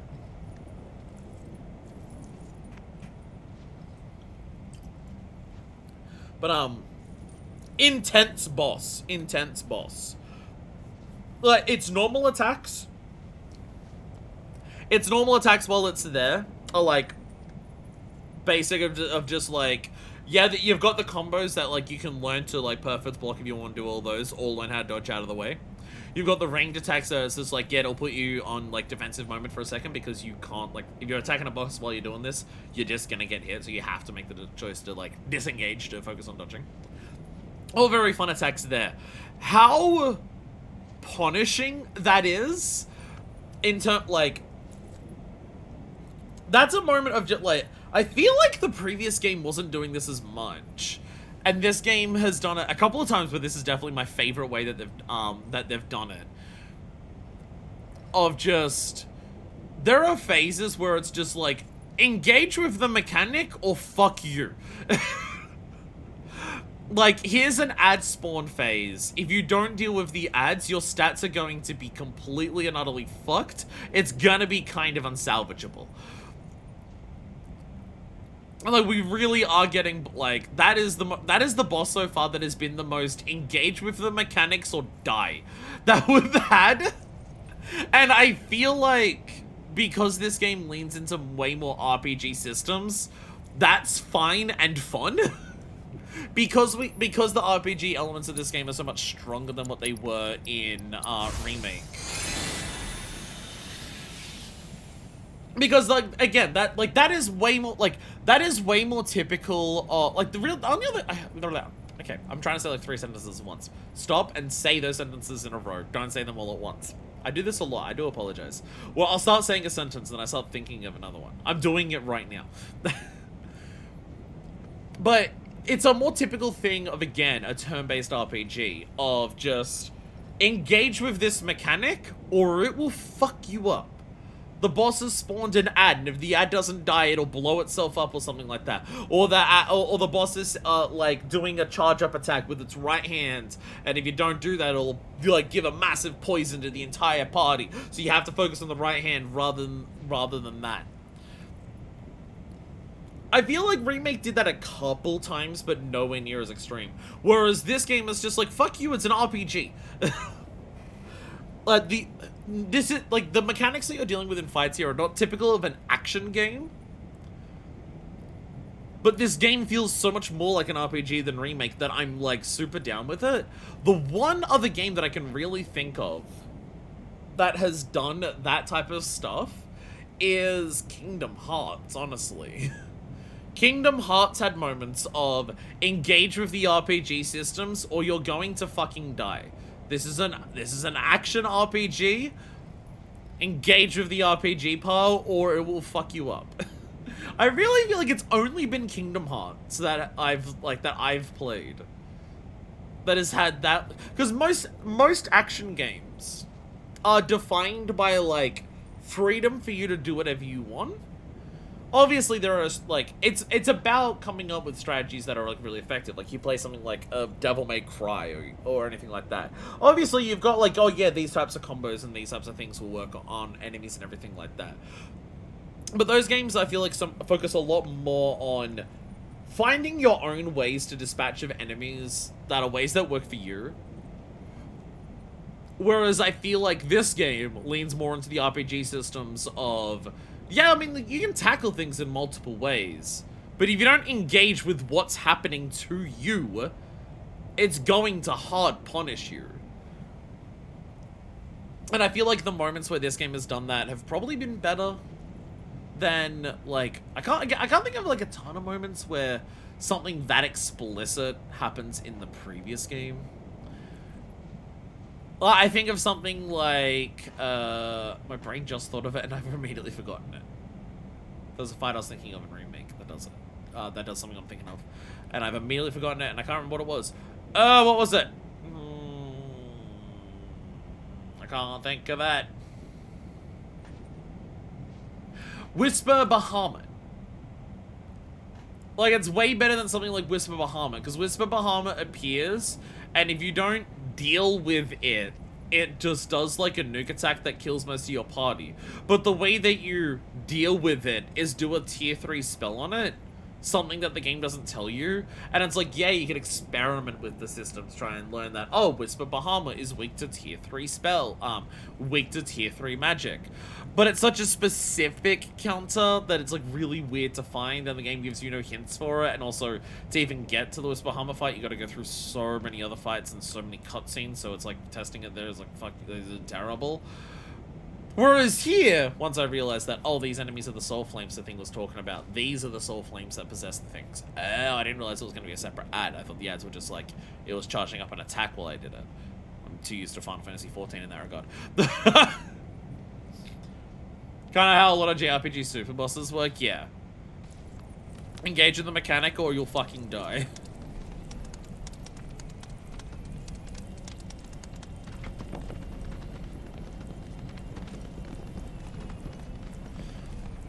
But yeah, it's one of those things where it's just like, did I deal with that boss optimally? Were there like better things I could have done during the boss to deal with them more optimally? Absolutely. Like, of course I could have, like, if I had done buffs, like, if I had focused on some buffs, I could have, like, possibly made it easier to me to do the damage threshold to get to the pressure. If I had focused on debrave, like, if I did some debrave stuff, then I may have been able to, like, do that. But what that fight taught me in terms of why do I do, like, some of those RPG elements less? In terms of just, like, buffs and debuffs. And it's because I feel like I'm constantly on the back foot that I don't have time to do that. Pretty! Pretty! The Watcher of the Veil fought valiantly and offered up his life in defense of our home. As you see, he still watches over us to this very day. He got petrified. Wait. Is that He succumbed to the petrification. Sato? My father?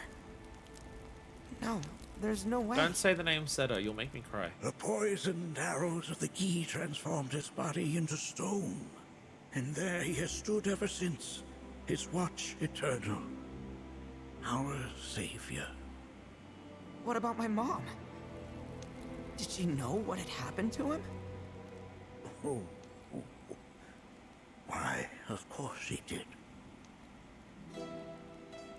It was, after all, she and Seto who asked me to seal off the cave. But why? Why did she never tell me the truth? Because she knew that if she did, you would attempt to seek your father out all by yourself. Your parents strove to keep our Vale safe. But there is one thing they fought even harder to protect. You, Nanaki, their son. She was afraid because I was too small and weak.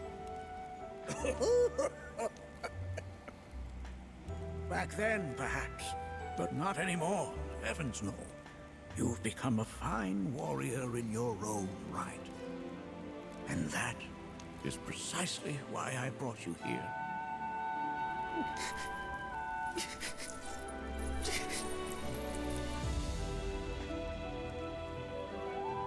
But this is not where your journey is meant to end, my dear boy. You must leave the Vale once more. But I'm a watcher now. I gotta protect our home like he did. Listen to me, Nanaki. When I first heard your friend's emphatic warnings, I dismissed them outright. No more than the ravings of misguided youths. Oh, we When showed you've up. lived as long as I have, you start to believe you've seen it all. That no surprises remain. But I realize now how very foolish I have been. The eyes that I thought saw the world clearly have grown blind to new possibilities. But I would hate to impede your progress any further. I bid you leave, Nanaki, before, like me, you become inured to your own ignorance. With sharper eyes and keener ears, go forth and in my stead seek the great truths of our world.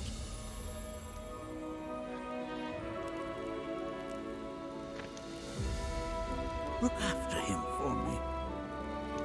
don't worry, we will.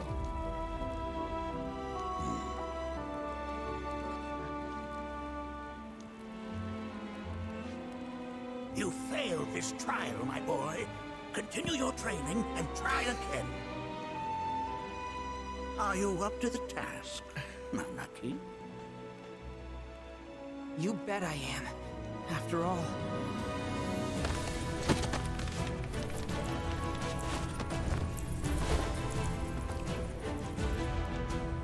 I am Nanaki, Watcher of Cosmo Canyon, and son of Seto, protector of our Vale.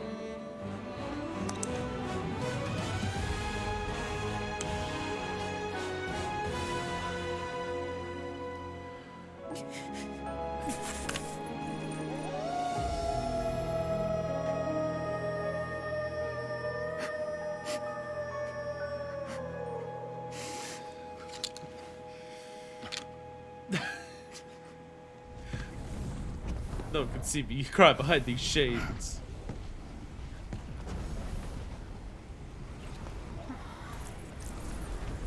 Hearken unto me.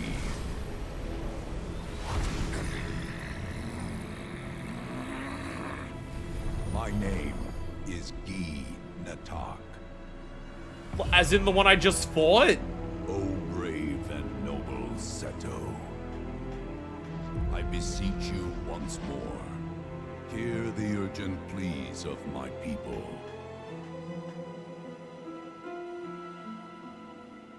My thanks, Seto. You are as magnanimous as ever.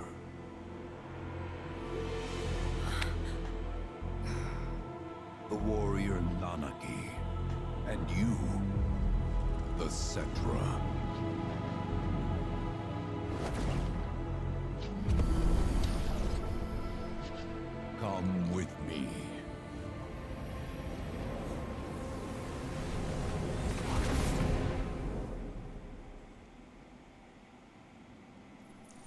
That was...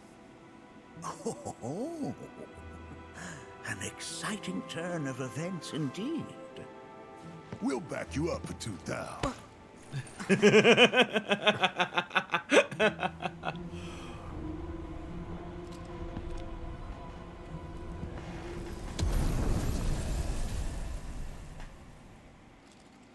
No.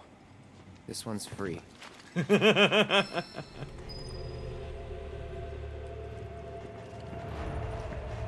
Within that pea's flesh is a tumult of emotion. See to it that Nanaki remains safe. Oh. Our world is filled with wonders. I bid you seek them out. We will escort fellow Bugenhagen back home. Take care, friends. We will escort. Take care, friends. Please look after Nanaki for us. Blessings of the planet be upon you all. Please look after blessings of the planet be upon you all. Within that peace... Oh. By the Our way, world is filled with wonders. this shot Bid you seek and them this out. section here, this is fucking beautiful as shit. Like, holy shit, this looks so fucking pretty. Look at how much weaponry is here, though. Like, look how much shit Seto fought off. Like, fucking Christ.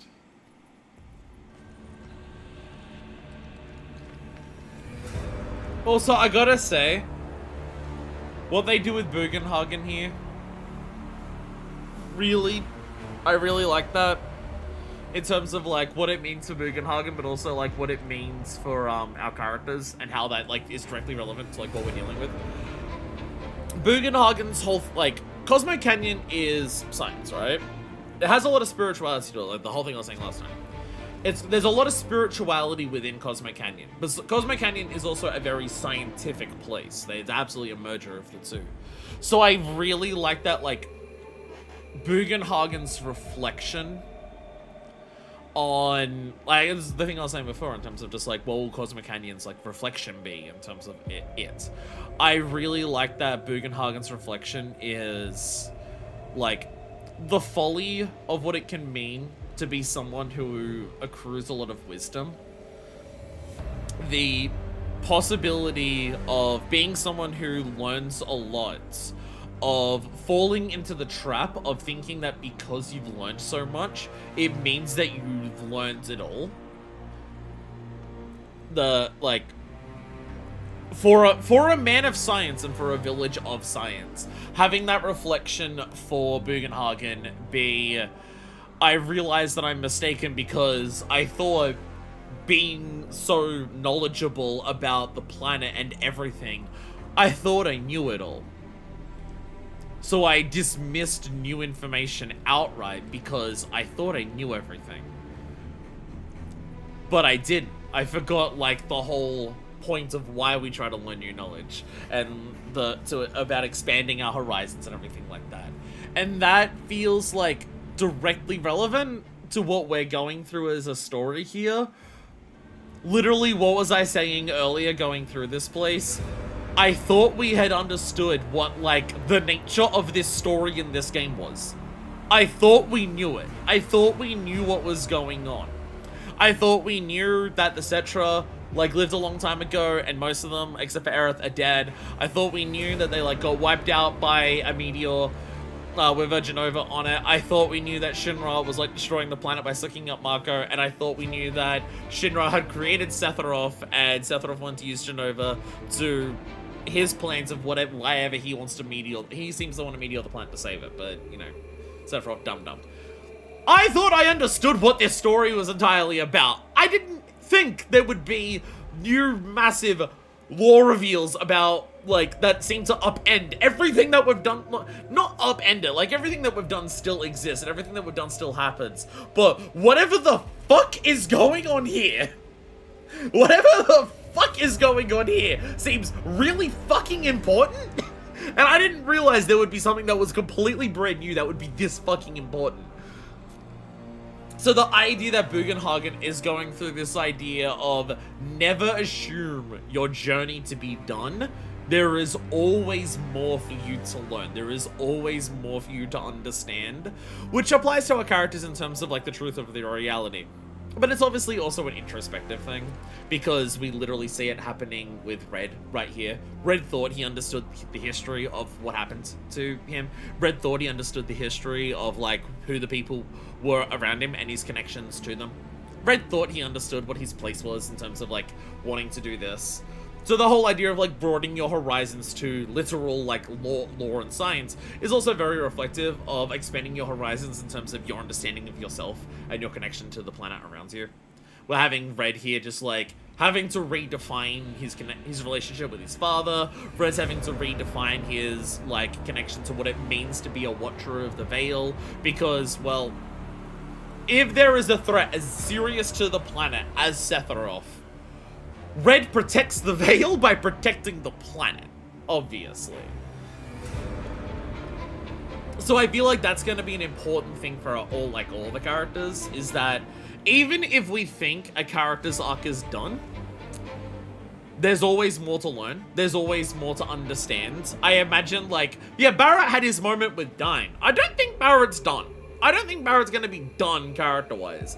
He may have gotten the big moment with Dyne. I don't think his characterization and character arc is done. We're going to have more of it. It's to continue going forward with that open mindset. It's one of those things where it's just like, you have the lore of what the game, like, history and lore and world building, right? And then you have, like, themes of, like, the game itself and everything like that. And then you've got character arcs. They're like 3 big pieces of storytelling for a story, right? They're 3 really big chunks. And I feel like what we're doing right here is this section, like ever since we got to Cosmic Canyon really, but like including this cave going through here. This section is like really combined, like really nicely synthesizing all 3. All of them are related to each other, and it feels really good. Again, when FF7 wants to tell a good story, fucking Christ, does it fucking do it well. Every moment that we've had of a big story moment in this game has fucking ruled. I think this is my favorite. I don't know if this is my favorite story beat. It's my favorite, like, section of the game. Because, if I was to count Dyne's section of the game, then I have to count... If I'm counting sections of the game, I have to, like, I can't count Dyne's section as just fighting Dyne. I have to count Dyne's section, like, Dyne's section kind of starts at North Corel, because you learn about the history of Barret. Like, it doesn't start, like, going through Corel, like, going through Costa del Sol, it doesn't start there. It starts when you start realizing shit about Barret. So it starts once you get to North Corel. But that means Dyne's section, like, the section with Dyne goes from North Corel to Gold Saucer and then Corel Prison. And a lot of Gold Saucer and Corel Prison don't do anything with the Dyne storyline. They're just, like, things that, like, split the Dyne sections into 2 things. So, section-wise, like, the Dyne part's my favorite story beat in the game, but it's not my favorite, like, section of the game. This is my favorite section of the game since we got the Cosmic Canyon and everything like that. So that tier always gets me, yeah. I mean, it's especially different for me. Stop calling me when I'm not at work. I have worked so fucking much lately. Don't fucking call me when I'm not at work. I have worked so long for so many days recently. Don't call me while I'm not at work. So the thing is, like, here's the big thing. As a Final Fantasy XIV player, the name Seto invokes tears, but for a very different reason. I won't go into any more details about it, but if you play Final Fantasy XIV, the name Seto invokes tears in a different way, and I'll be honest, it inflicts us significantly more tears. But can anyone explain to me why we're even taking this detour? Anyone? Because some of us are on a mission to secure the material we need to, you know, save our homeland. How can you talk like that in a place like this? I'm scared out of my wits here. I don't know. This Gee dude's too nice to freak me out. He may act nice, but who knows what he's planning. Stay alert. I feel like Yuffie's really struggling to get on the collective approach that we're having here. Like, everyone here is just like, we're here to stop Sephiroth because he's a threat to the planet and everything like that. And I feel like Yuffie's joined us, but she's struggled to come around with the team aspect so far. Inlet of the Lost.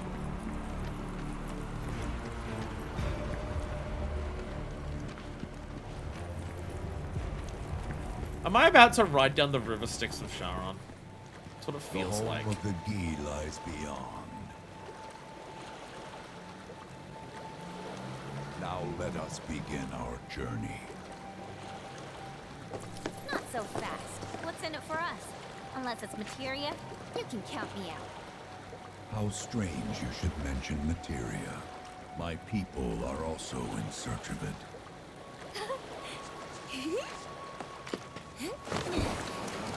Okay, all aboard! This is a very small boat for 8 of us.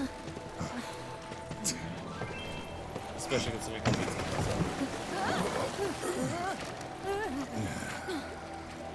I'd have stayed longer if I could, but I'll be back soon. I promise.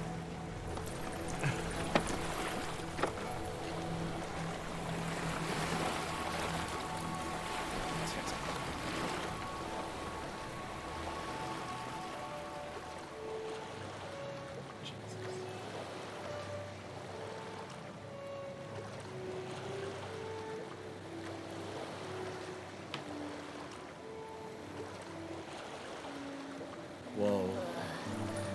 I'm gonna hurl. Maybe try swaying with the rocking of the boat? I wanna move less, not more.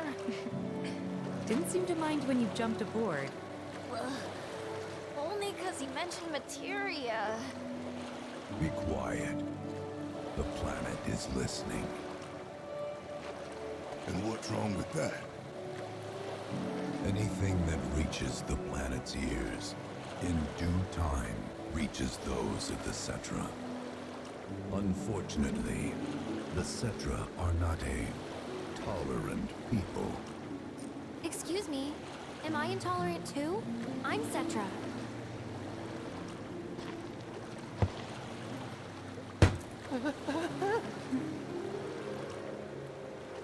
You are indeed one of them, by lineage alone. You know not of their history.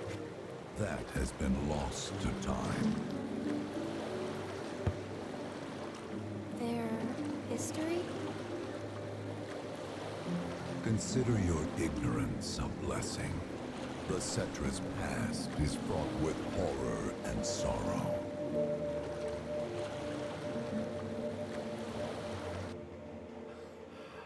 What? What? What? So there I am, on the ground, bleeding out, watching everything go dark.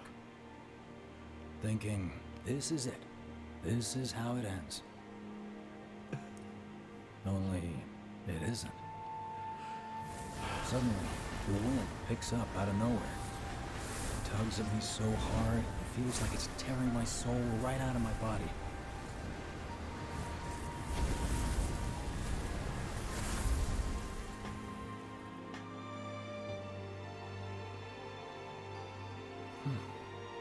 Next thing I know, I'm back in the orphanage. But nobody can tell me who found me or how I got there. It's a miracle. Sounds like what happened to me. Whole freaking army unloading on my position. I'm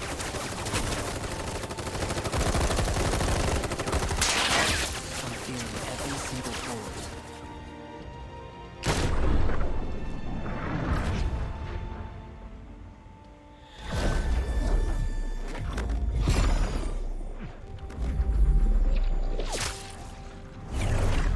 But then, the wind starts blowing. 1 minute, I'm outnumbered. And the next, I'm alone.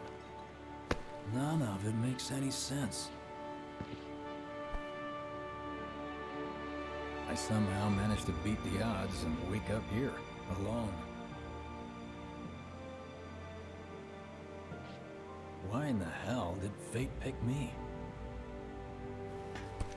Can't think that way. Can't not think that way. Their luck runs out, but mine doesn't. I'm the only one who gets a pass. And now that it's just me, what am I supposed to do? You know? Yeah, I get it.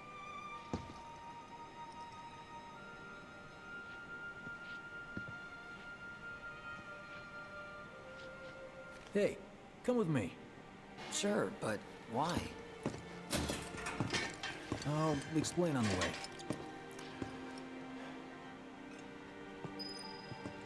My idea of this being a timeline where everyone who was meant to die ends up here in some capacity is feeling. So, how's Cloud holding up? Mako poisoning's done a real number on him. Doubt he's in for a speedy recovery either. But hey, hope springs eternal. Right. If he does recover, you can bet your ass he'll act like it was nothing. Shrug it off and say he's been through 10 times that shit. Are we talking about the same Cloud? Come on. The guy's desperate to prove himself. Not like he needs to. Everyone knows he's a bona fide badass. Hey, why don't you try picking up some work as a merc? A Zack of all trades. Because Big one's shut up. not enough. Just one thing after another these days. Think about it. Reunion. A lot of good dates started right here. Promises made and kept. People were talking and I couldn't hear any of it because we were running past it. Did you hear? Shinra's is this our punishment for using too much Mako? Attack the rift?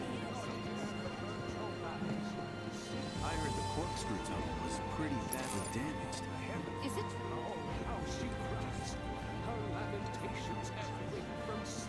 All of the reactors have stopped working?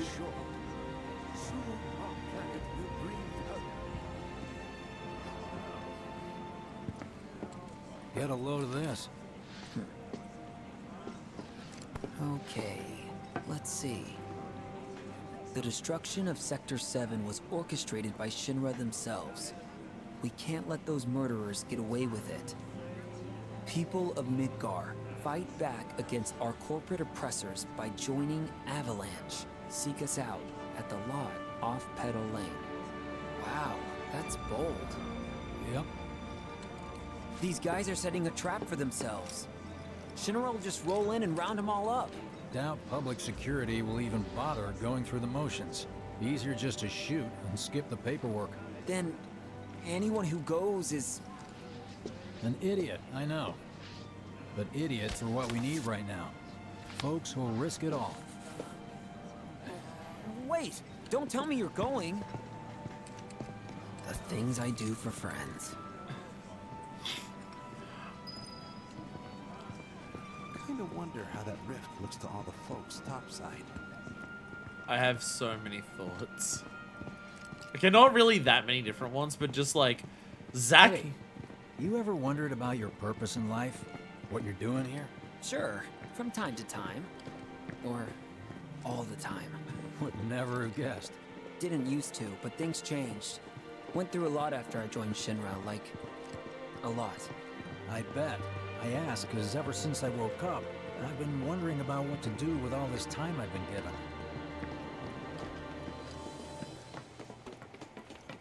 Shinra will figure something out, right? I mean, they got it. I think my ideas of Cloud saw Zack die and it changed him as a person into Zack are getting more and more accurate as time goes on. You said before I ought to try picking up some work as a merc. Yeah? 'Cause one's not enough. So who's the one? Cloud. He didn't tell you? Must not have wanted the competition. When exactly did you meet Cloud? The day before we hit Reactor 1. So, how long ago was that again? Weird. My internal clock's busted. These days, Yeah, every time I mine sleep, too. I dream about What's all that the about things anyway? I wish I'd done differently. Because they have, they have been pulled in from like different time, because Zack is like before Cloud even gets to Midgar, and that's when he comes here dragging in Cloud. But like the timeline of like Midgar itself and for Biggs is after the fall of the Sector 7 plate. So they've been pulled in from like different moments in time as well. So, Like we're in a reality or a timeline here that makes no fucking sense. sense. Fate and destiny have died, and time doesn't make any fucking sense anymore. Nothing makes any fucking sense, which is probably why that.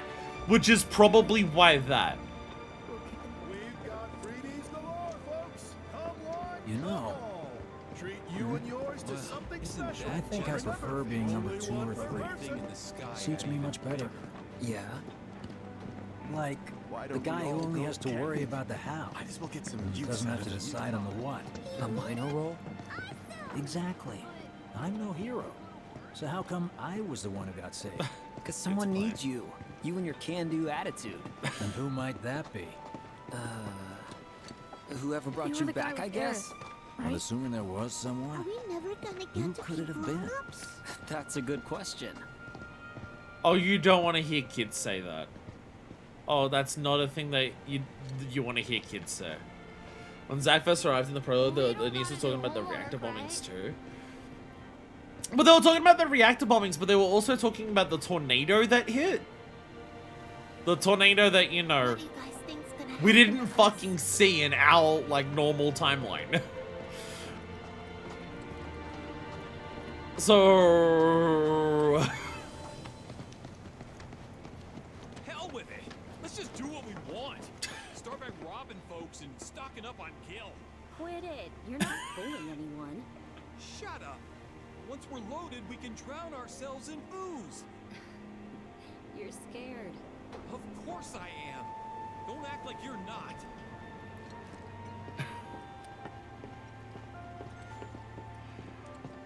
I will say there's It's just up ahead. Keep your eyes peeled. There's one aspect of this that's confusing. There's one aspect of, like, this timeline that's confusing. So, we've got people in this timeline who have been pulled in, who, like, fate was supposed to kill them, but they somehow survived because, you know, we literally killed the concept of fate and destiny. Skyline is falling apart. Everyone here feels like they've given up. You walk past NPCs, you talk to people like Elmira, you see, like, even the way Biggs is talking, where he's like, he doesn't even know why the fuck he's even here. Everyone feels like they've given up, and everyone feels like they're accepting that everything's about to die. Except for Zack. Zack is, like, the one person who's not giving in to, like, the doomed fate of whatever this world is. Because Zack's an awesome character, but, like... Nobody, huh? Not a soul. Well, at least Shinra was a no-show too, right? Who's there? God damn it, you're here. Huh. New recruit? As if I'd ever join Avalanche. I just came to see what kind of morons would fall for your dumbass propaganda, that's all. But I should have known. Nobody could be that stupid. Anyway, I'm out, losers. I told you I wasn't cut out for a leading role. And here I thought I might have been saved for a reason. Some higher purpose. Sorry for wasting your time.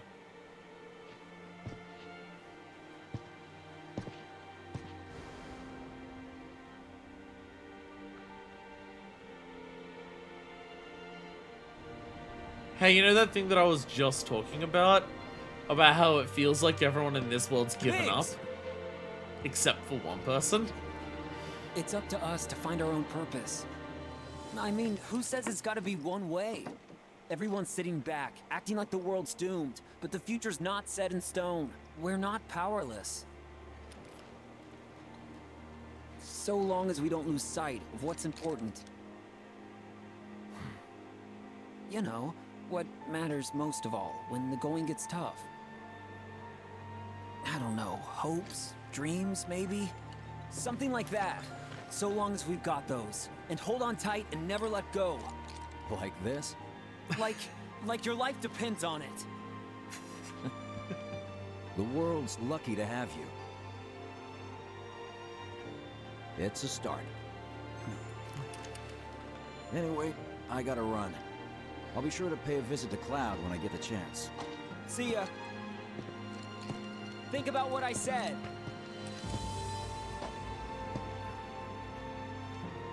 Guess I should probably head home too.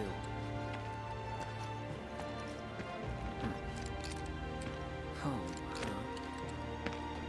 huh? So I saw bags here.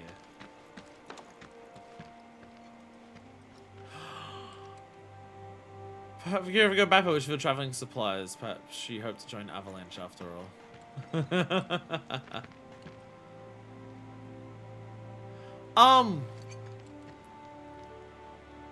Doesn't this look similar to what her grandma carries on her back?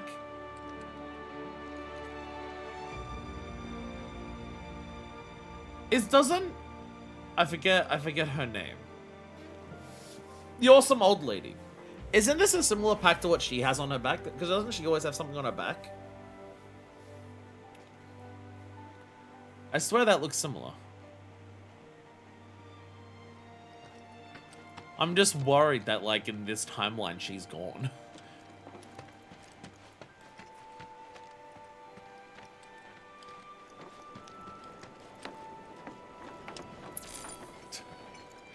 These sections are very linear. I'm not allowed to listen to NPC dialogue. Hey there, bike.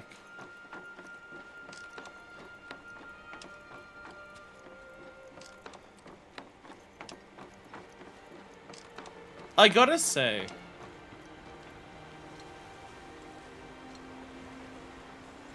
whenever I can do something where I get to, like, see a hell of a lot more Zack, I feel like I'm gonna love it. I don't know how much Zack's, like, in the original, like... Sorry, I was gonna, like, oh, yeah, all the flowers are doing. Okay, everything's doing. The planet itself is doing.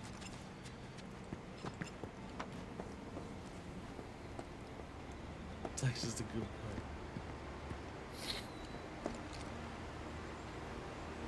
What was my friend saying? Yeah, I don't know, like, how much Zack is involved in the original game, or how much you see of him, or how much you do with him, or anything like that.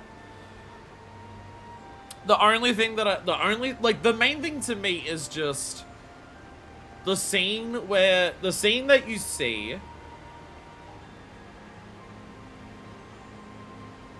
Good boy with blood in his hands from working with Shinra. Well, the whole point of why he died is because he tried to leave. The whole point of the whole point of when he would have died, but fate decided to not kill him, is because he was leaving, because he was probably sick of exactly that. I mean, he was trying to leave, and a lot of Shinra was trying to stop him from doing so. But the scene that we see in Remake where he's about to die, the main thing I'll say there is that it feels very specific, as in, I assume that that cutscene is taken from something else.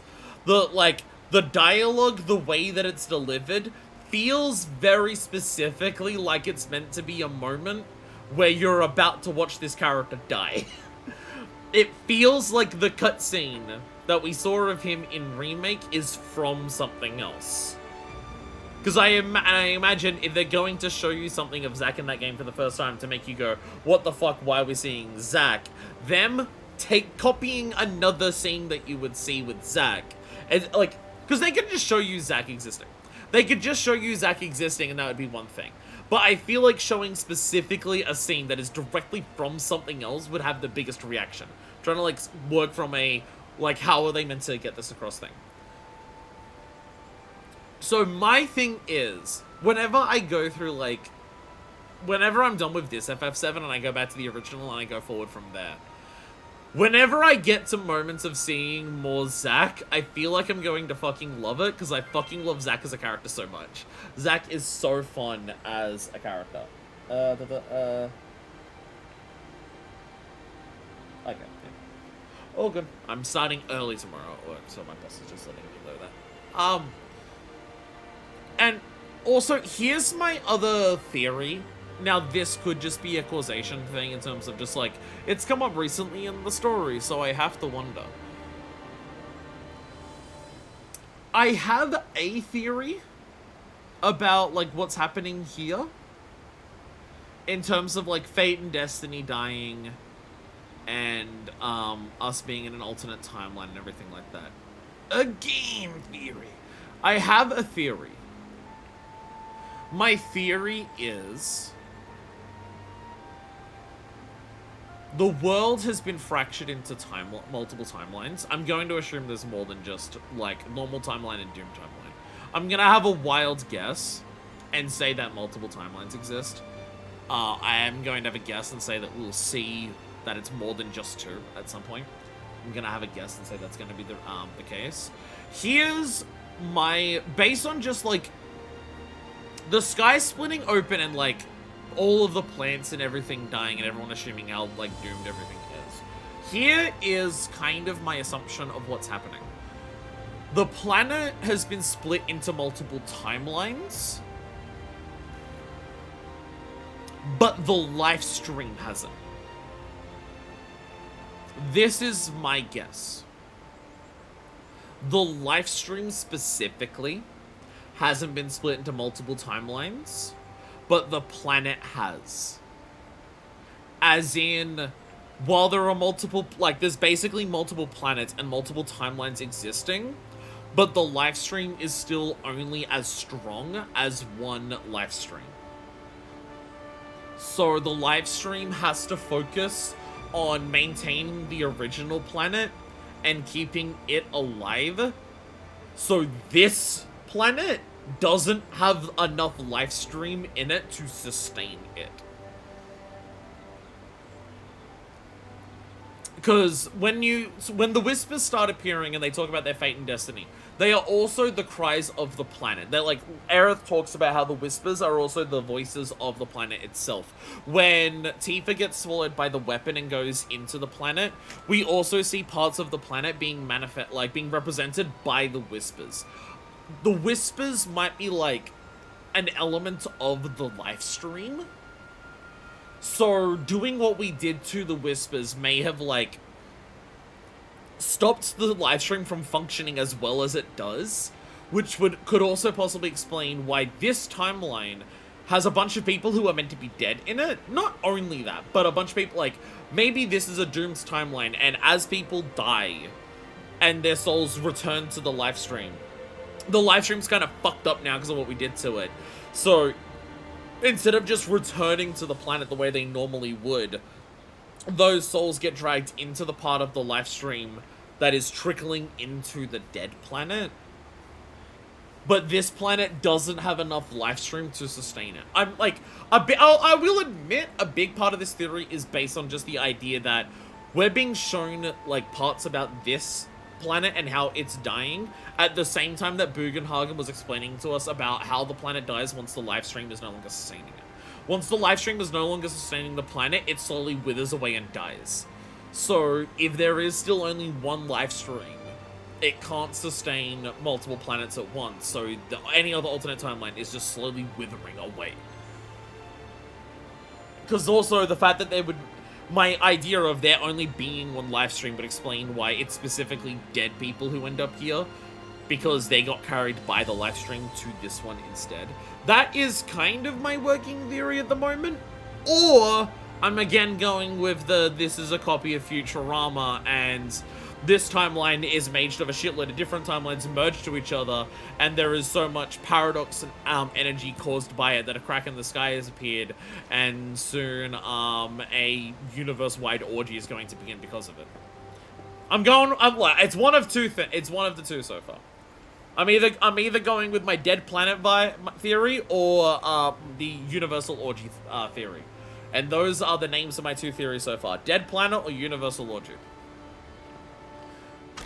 We will learn which one is accurate in a couple of years when V3 comes out. Well, He's hoping for the orgy. Guess who I just saw? Biggs. Really? Said he'd visit too. Oh, yay! Universal dead or dead orgy. Did he say anything about Daddy or Tifa? Oh, sorry. Forgot to ask. Aww. Would you mind checking on Aerith for me? Sure. We're all headed for the same place. You'll see your daddy and Tifa again. Elmira! Soon? Soon enough, Marlene. Soon enough. Elmira!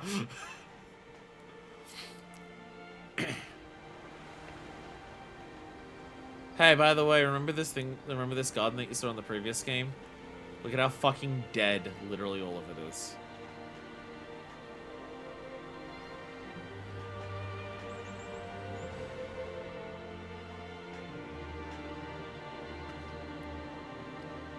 It's me.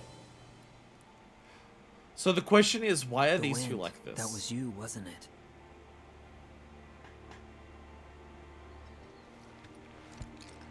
Hello in there.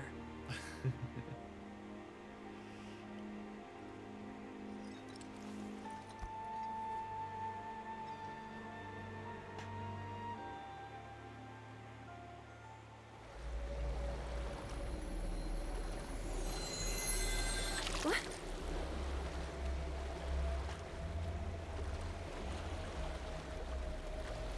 We've arrived. So Aerith can feel some connection because she also kind of noticed it at the end of Remake.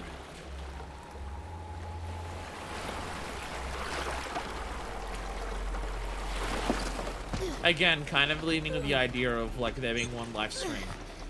Zack does one thing in that world to touch Aerith's hands. Everything that goes to the live stream goes to the Cetra eventually. Aerith's got her hands in this Marco here. Live stream passes that on to Aerith here. Everything that goes to the live stream eventually reaches the Cetra, right? So because there's one live stream going between the multiple planets. Hey! Welcome to the village of the Gi. Oi! Asshole. Welcome to the village of the Gi. Do not worry, we do have folio management here.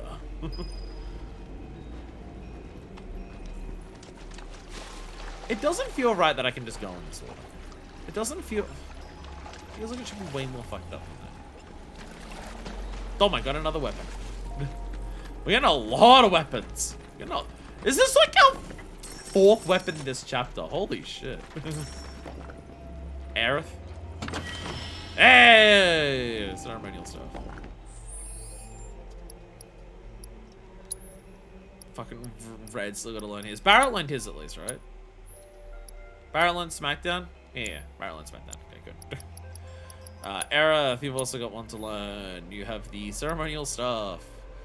ATB ward. Conjure a ward. Fill ATB charges within the ward to increase your allies' ATBs. Ooh! Ooh. So if Aerith's in the ward, when she gets ATB, other people get ATB. Okay.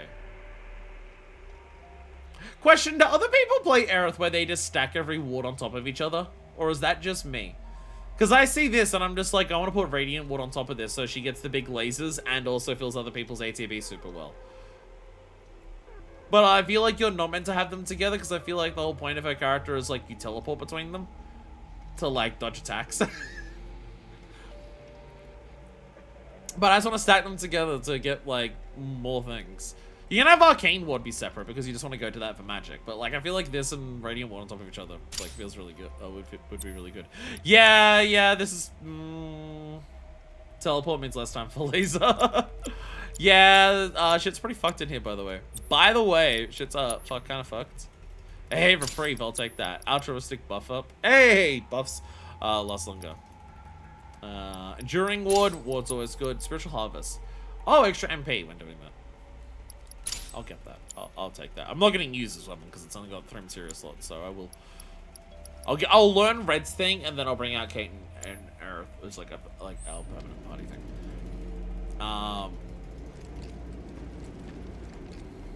Question for the Moogle thing.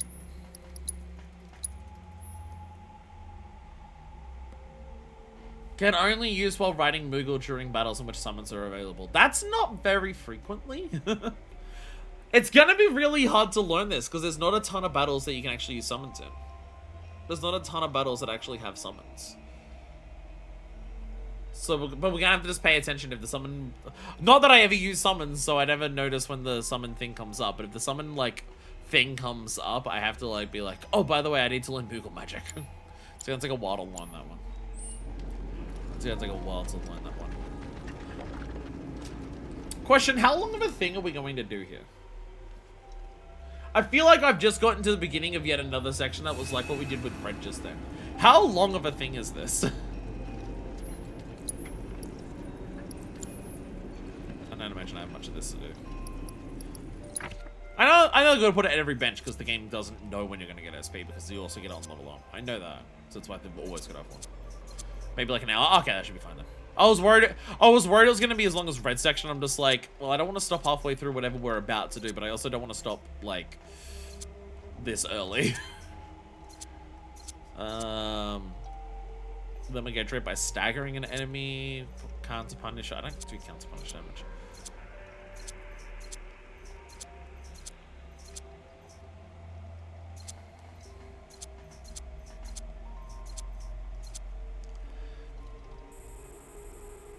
I'll take that one. I will take that one. What I do have to do is I have to check my headphones over. Because they're about to die. They're about to die. I do have to change. Because they're about to die. Don't place my headphones like that. Place them in a way where I'm not going to get confused which one is which. Ooh. Sorry. Again, they're meant to be 5-hour battery. One of them's 3.5 and the other one's fucking 1. It's bullshit. It's fucking bullshit. Also, I gotta say, bathroom break, and I don't need it.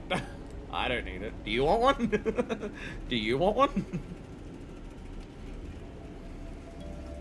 I've only had a can of drink today and I've not even, like, finished it. I did finish it, babe. Or should we? Should we have one just in case? So I can also get some water just in case. Because we don't know how long this section will be. Like Guru said, an hour. So translate that into V2 time and that is about 2.5 hours. Fine, I'll do it. Fine, everyone can have a bathroom break. Corona wants a bathroom break, so we're all going to take a bathroom break together.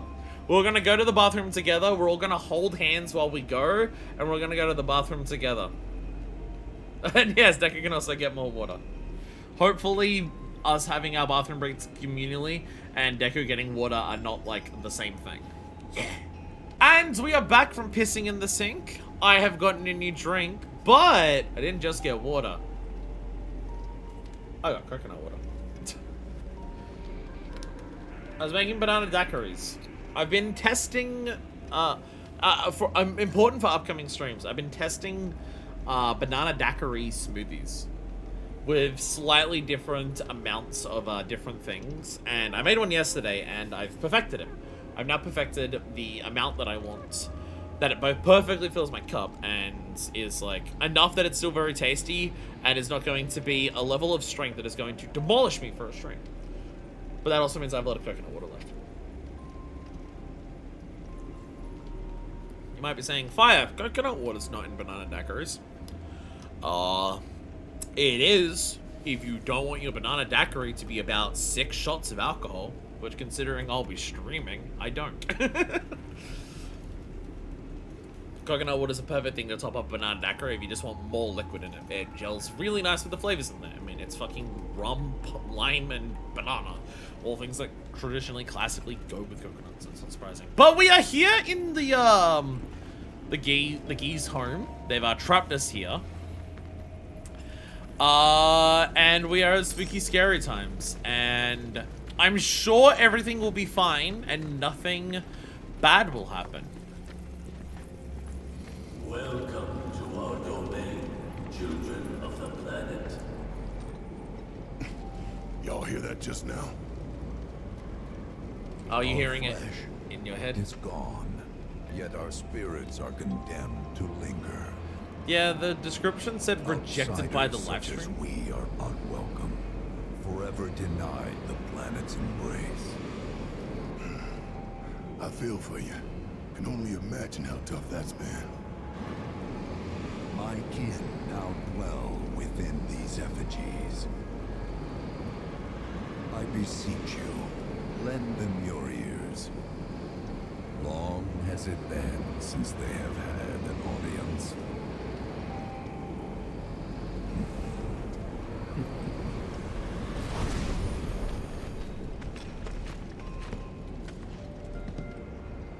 They're not bound to the planet, and so she rejects them. Because you have to come from the life stream to return to it.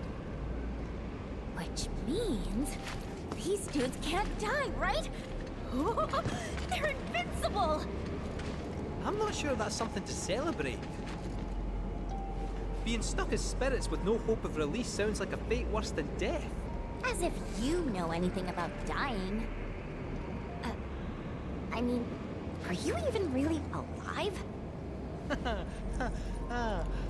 Another stuck spirit, perhaps? We shall not rest till the materia is ours. You and me both.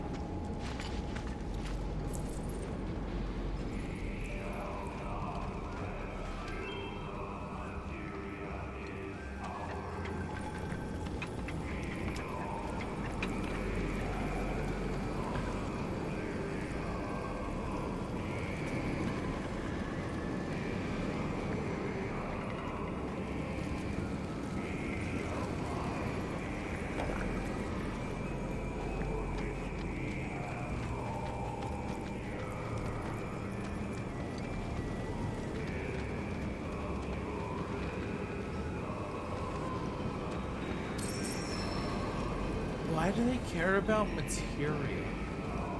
The idea of life existing that is up on a live stream has some implications. I mean, I have thought processes of, I don't think the Gi originally came from this planet. My immediate assumption is I don't think the Gi came from this planet. I think they're from another planet and they've somehow ended up from the cycle of life. Deal with that. Look, I can't even use it. The materia is ours. We shall not rest till the materia is ours. Sorry! What is it? Here we go. Taking over. Don't overdo it.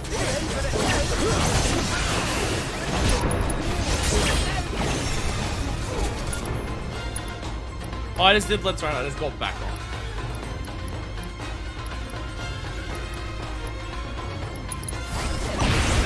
Oh, you unexploded.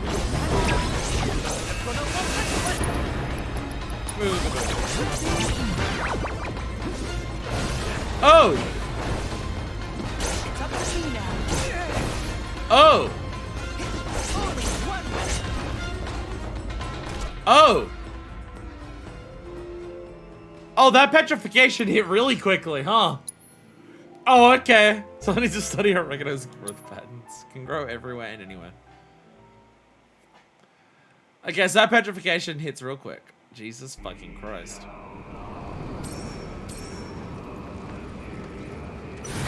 So I assume petrification works on me the same way it works on the enemies. If you're afflicted with the status, then getting hit builds it.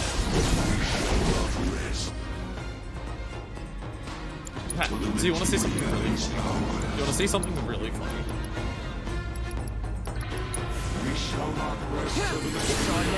Damn it! Yeah, there we go! Keep it together. Don't worry about it.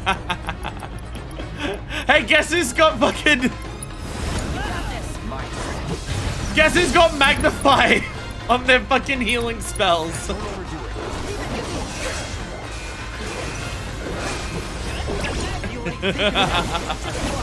Go for it. Keep it together. Ow. Okay, the animus explosion is specifically. Oh, hyper beam! I haven't actually seen like what that does. There we go. It hurts. That's what it does. what it does is that it hurts. Come on. Yeah, every time you get hit by the by petrification, every time you get hit by another attack, it adds more. Summon! Summons! Summons are now available! Ride! Fucking goddammit.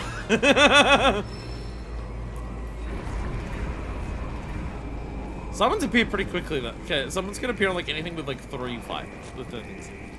Yeah, they're just constantly chancing us, they want material.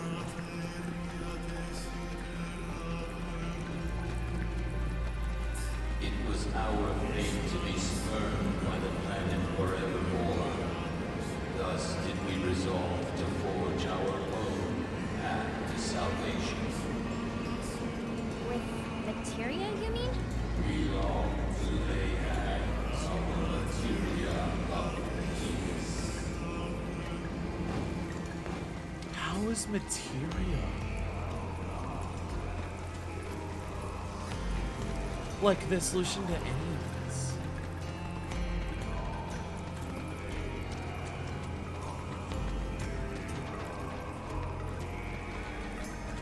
Materia of peace.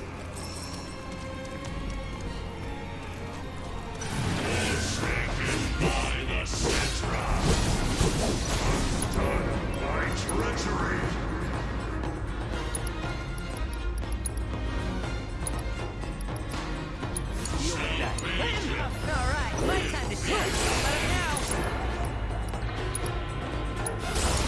It's on you.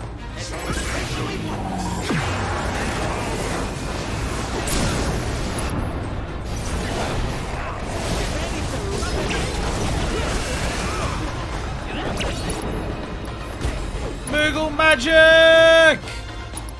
Moogle magic! Go, Alexander, go! Grand laser.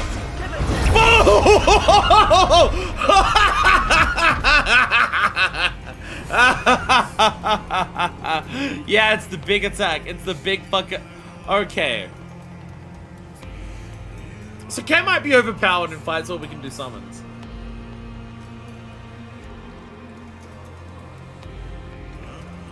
We are the gear. Where the fuck did that robot come from? So Alexander seems to be pretty good. Alexander seems to be a pretty good one to put on Kate. Because, dear God.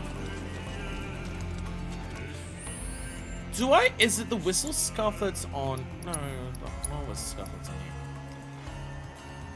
Do you have first strike materia? You do have I feel like I should put first strike materia on Kate, just so we can immediately get the Moogle out. I feel like I should put it on Kate. I feel like Kate should be the one with first strike materia.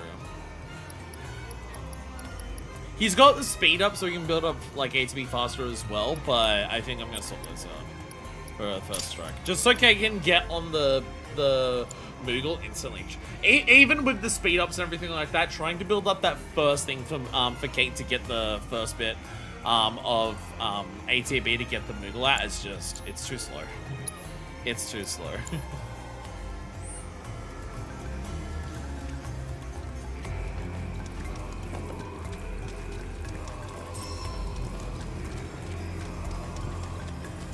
There is but one thing that can deliver unto us ultimate salvation, and that is materia. How is materia the solution? So an ultimate materia? Where is it? You gotta tell me! In the materia of peace, we shall find the end for which we have long yearned.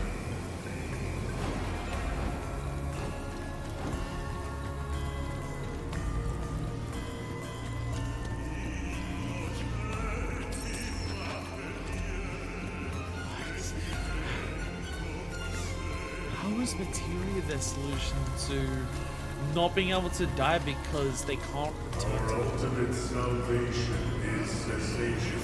It is nothingness.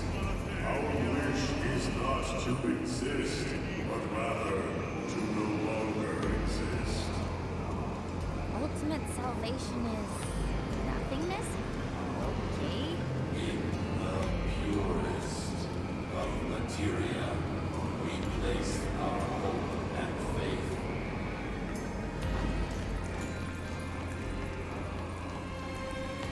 Yeah, the music is really good. Again, it's something that I've said about the game.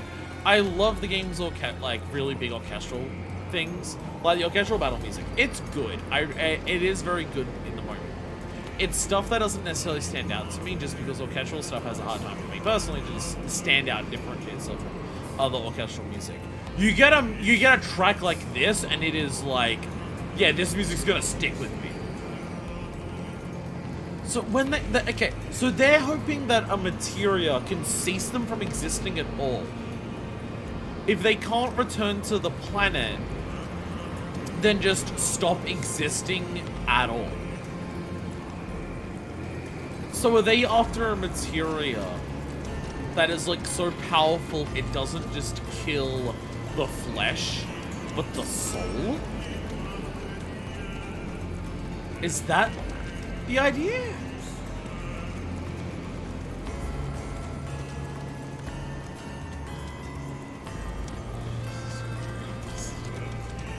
It's very much not something I was expecting from this game at all, and it fucking is.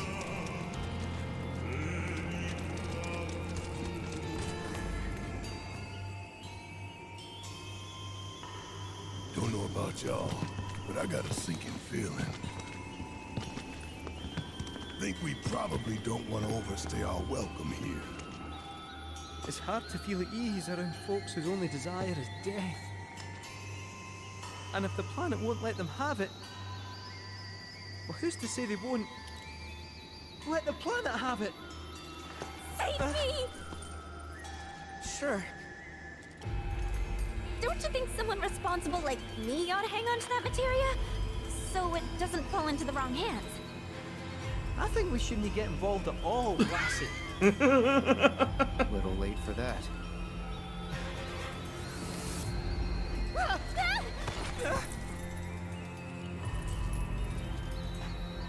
What do you think he wants us to do for him? Steeped in our one desire, purest of materia no more, with pain and spite made black. Steeped in our one desire, purest of materia no more, with pain and spite made black. Steeped in our one Focus on the Aerith there, considering Aerith had a white one. The alternate timeline. This timeline is faded in color though. Steeped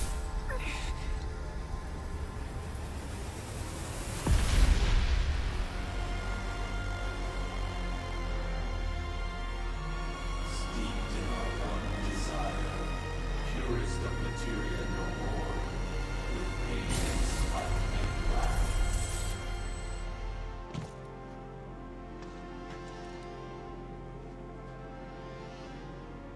Whatever that materia is, we can't let them have it. No matter how much they want it. Don't know how far we can let this go, but for now we play along.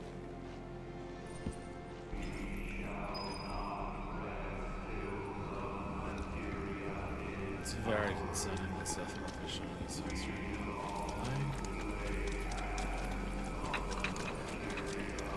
Really concerning.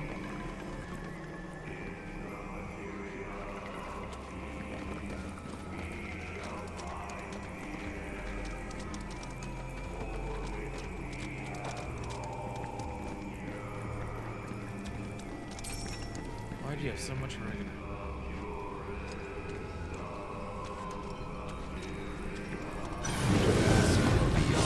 The star we call home began to wane. Your turn now. You got this. I got you. Skies shattered and times. Few of my people survived the chaos and calamity. Those who did began a new life here. But to the planet, we were not welcome. Not in life.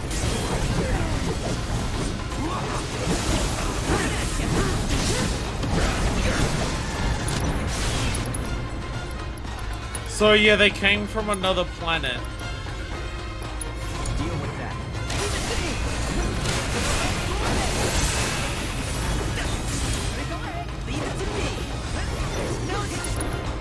They straight up came from another planet. and their planet died, so they came here. But this planet said, what are you doing here? No, we don't want you. Go for it. Let's keep it together. Ow! Seen that attack yet? Stop strike!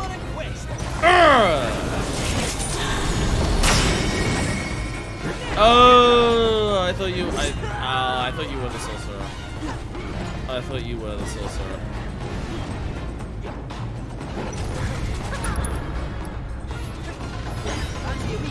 Oh, I'm... It's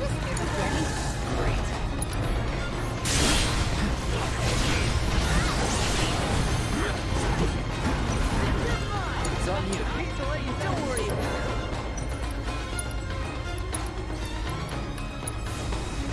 Here it comes now. Sorry. You're mine. No mercy, all right? Gotcha. You got this. Don't overdo it. Someone's slightly dead.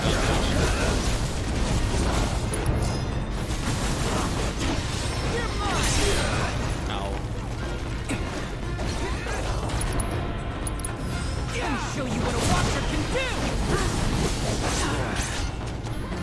Not looking good. Dumbass. Still do this. Shooter time. Fuck you. What if I just did this? That went to shit in a lot of different ways. I really fucked that one up. It's gotta be one of those situations where you hard focus like one thing and kill it. You need to thin out the numbers really quickly. You need to hard focus one thing and just fucking murder it.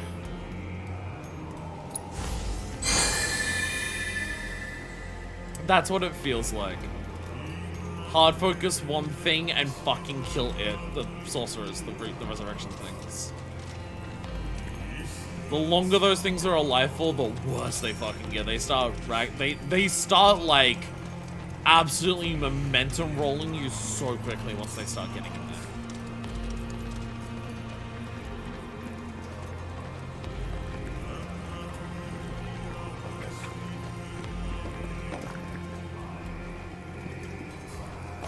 Those not born of the life stream can never join its flow. One cannot return to that from which one did not arise. And so our souls sought refuge here. Yet idleness brought no solace. Our days, a penance imposed by the planet for the sin of our existence. And now, our only wish is to be freed from this prison, to be granted true release.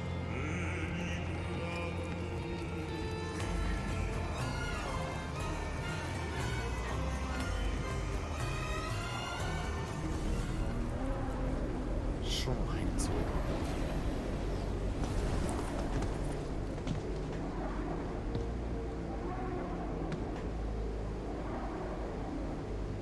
From the planet, we claim the greatest of materia, a most sacred treasure, and imbued it with our desire for freedom.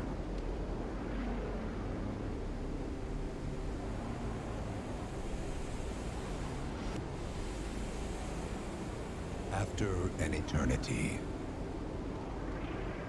the materia began to stir, and thus did we rejoice, knowing that salvation was within our grasp.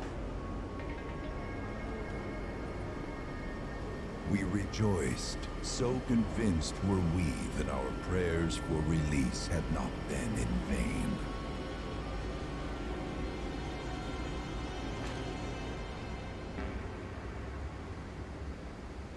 Yet the loathsome Cetra trespassed upon our lands and stole the treasure that would grant us deliverance. Therefore, we ask that you retrieve it, the black materia, key to our oblivion. Please, it alone can liberate us from this endless dream. The Gi cannot rest until our sacred treasure has been restored to us. Moreover, in redressing the crime of her ancestors, the Cetra may help us to let go our ancient grudge. Where is it? It is said the orb lies within a place of Cetra worship. A place of Cetra worship? Or temple? You know what? I have an idea. At least, I think I do. Forgive me, Hollow One, if I regard you with suspicion. Hollow One. Now hold on there. I'm friend to one and all, thanks to my crystal ball. No matter your need, I have the right read. He's strange, but you can trust him. Really.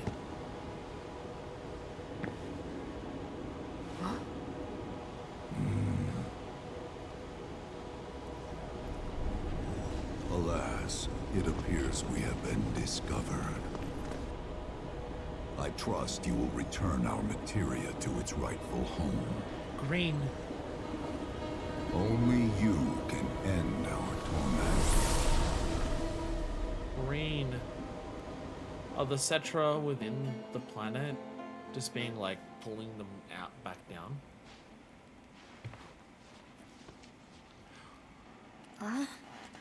I guess we're back? Yeah.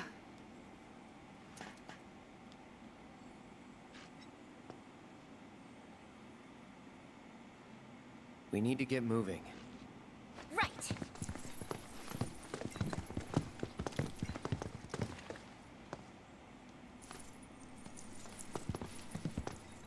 I'll make you proud, Dad. Just wait.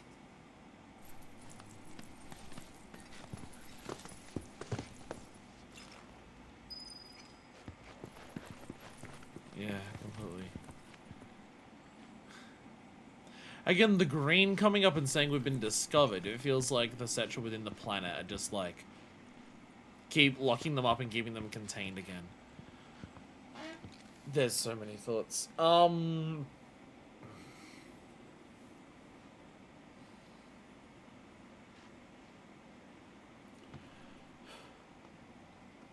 So I have one major thing that I'm thinking. I'm having one major thing that I'm thinking. So the Gi have been around as long as the Cetra, right?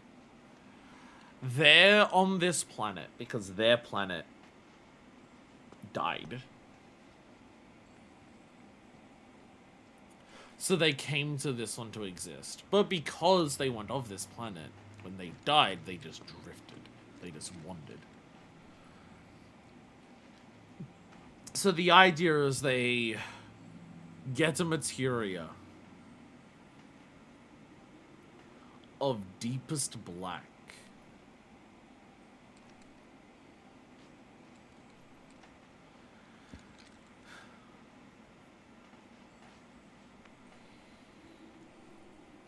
To bring them Oblivion. But Kate's wondering, it's about, what if it's not just them bringing themselves Oblivion, but what about the planet? What if it's bringing the planet Oblivion? So here's my ultimate question.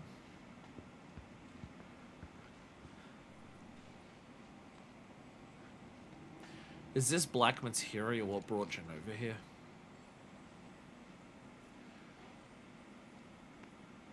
Was that the Gi's plan? Was this black materia what brought Jenova to the planet? Was their plan to destroy the entire planet and hope that it would take them out with it? And this is why the Cetra locked it up the way that they did. And said, nuh-uh, fuck you. I'm not letting you do this.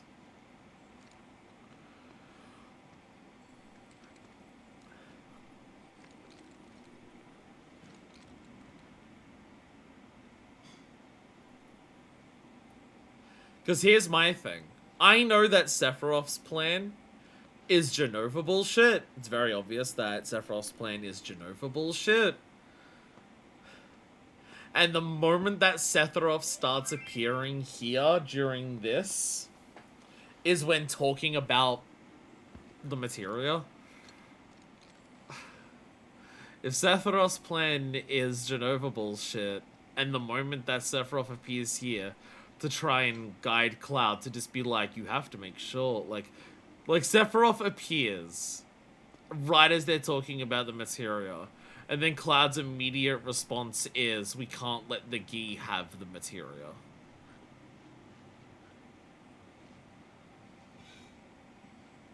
Does Sephiroth want the materia because the materia is the key to summoning? Like, is the black materia effectively a summon materia? And is it a summon materia for Jenova itself? Something so... Like, have they gotten the most powerful materia that they could? Like, did the Gi get the most powerful materia they could? And put all of their wishes for death and doom into this materia, which then manifested in the materia as effectively a summon materia for Jenova, with the hope that Jenova could come and destroy the planet. And is that why Sephiroth is showing up to Cloud when they start talking about the black materia? Which also, just the idea that there is a black materia is contrasting, interestingly, with Aerith. She has a materia. The last time we saw it here, it was clear, and she talked about how it never used to be clear. But when we saw that materia fall out of her hair in Zack's timeline, it was definitely white. It was definitely white.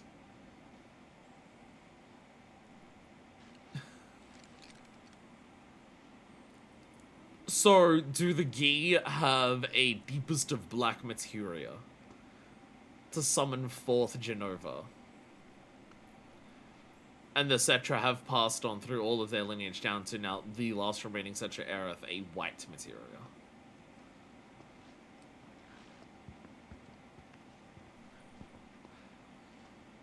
Because the idea would... Because the thing that, like... The main thing that I would be unsure of here in terms of this is reality is, if the Gi lost their materia, if the Cetra took the black materia from them, then why did Jenova still come to the planet? But also, if the idea of Jenova was meant to be born of all of their desires for death and doom and destruction, why did Jenova show up and not, like, do that? Why did the planet survive? If Jenova did actually, like, come here. I have a lot of questions, in case you can't tell.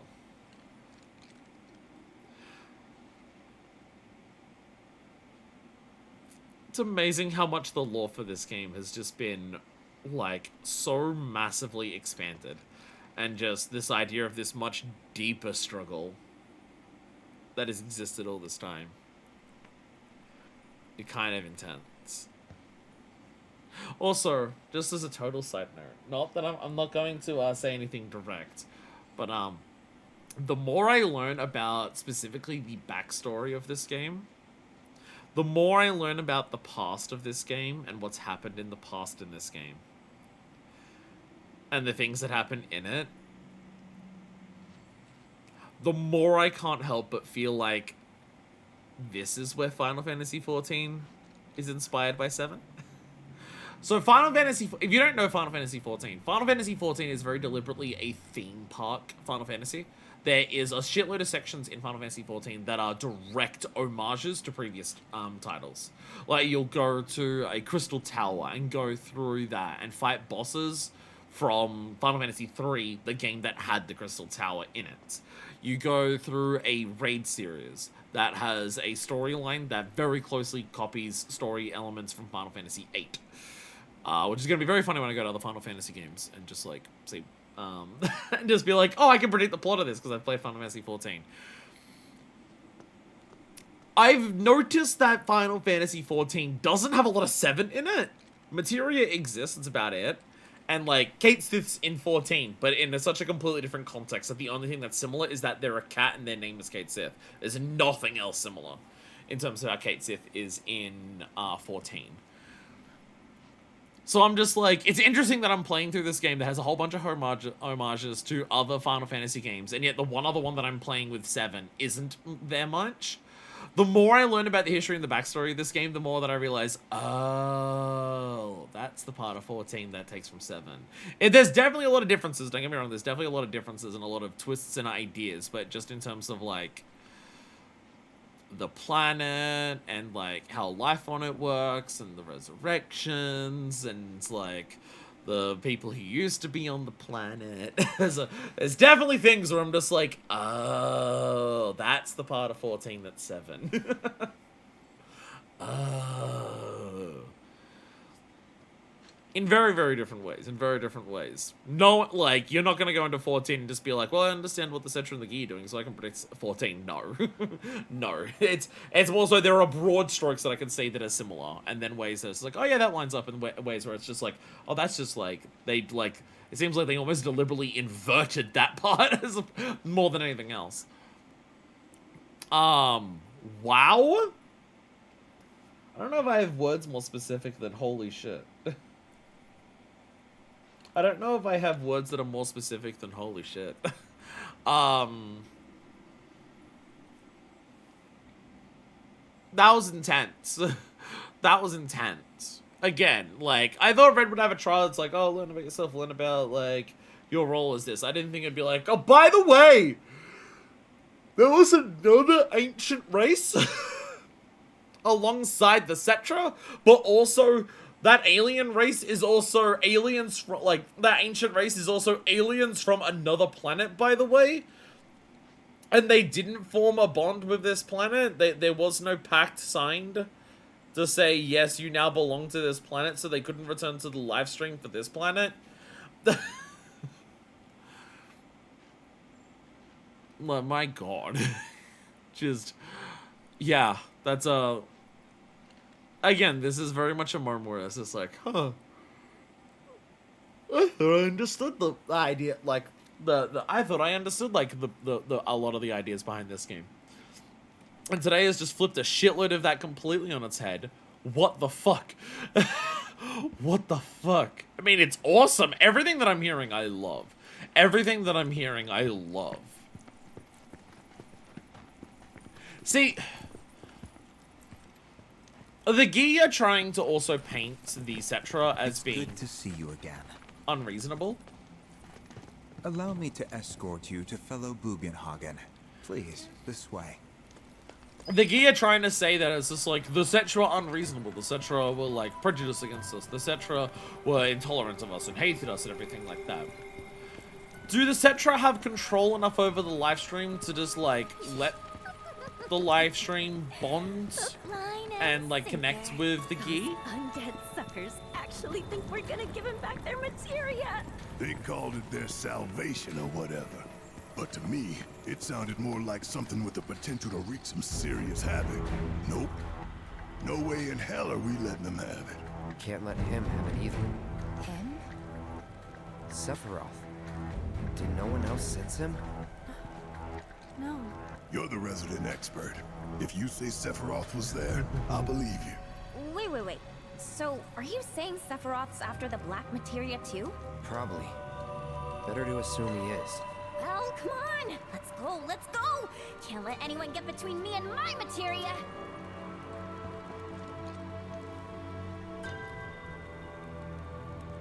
Yeah, the Gi are trying to, like, paint the Cetra as just being like, they were intolerant of us, they hated us. The Cetra, like, Bugenhagen said that the Cetra made these gates and they were trying to commune with the Gi.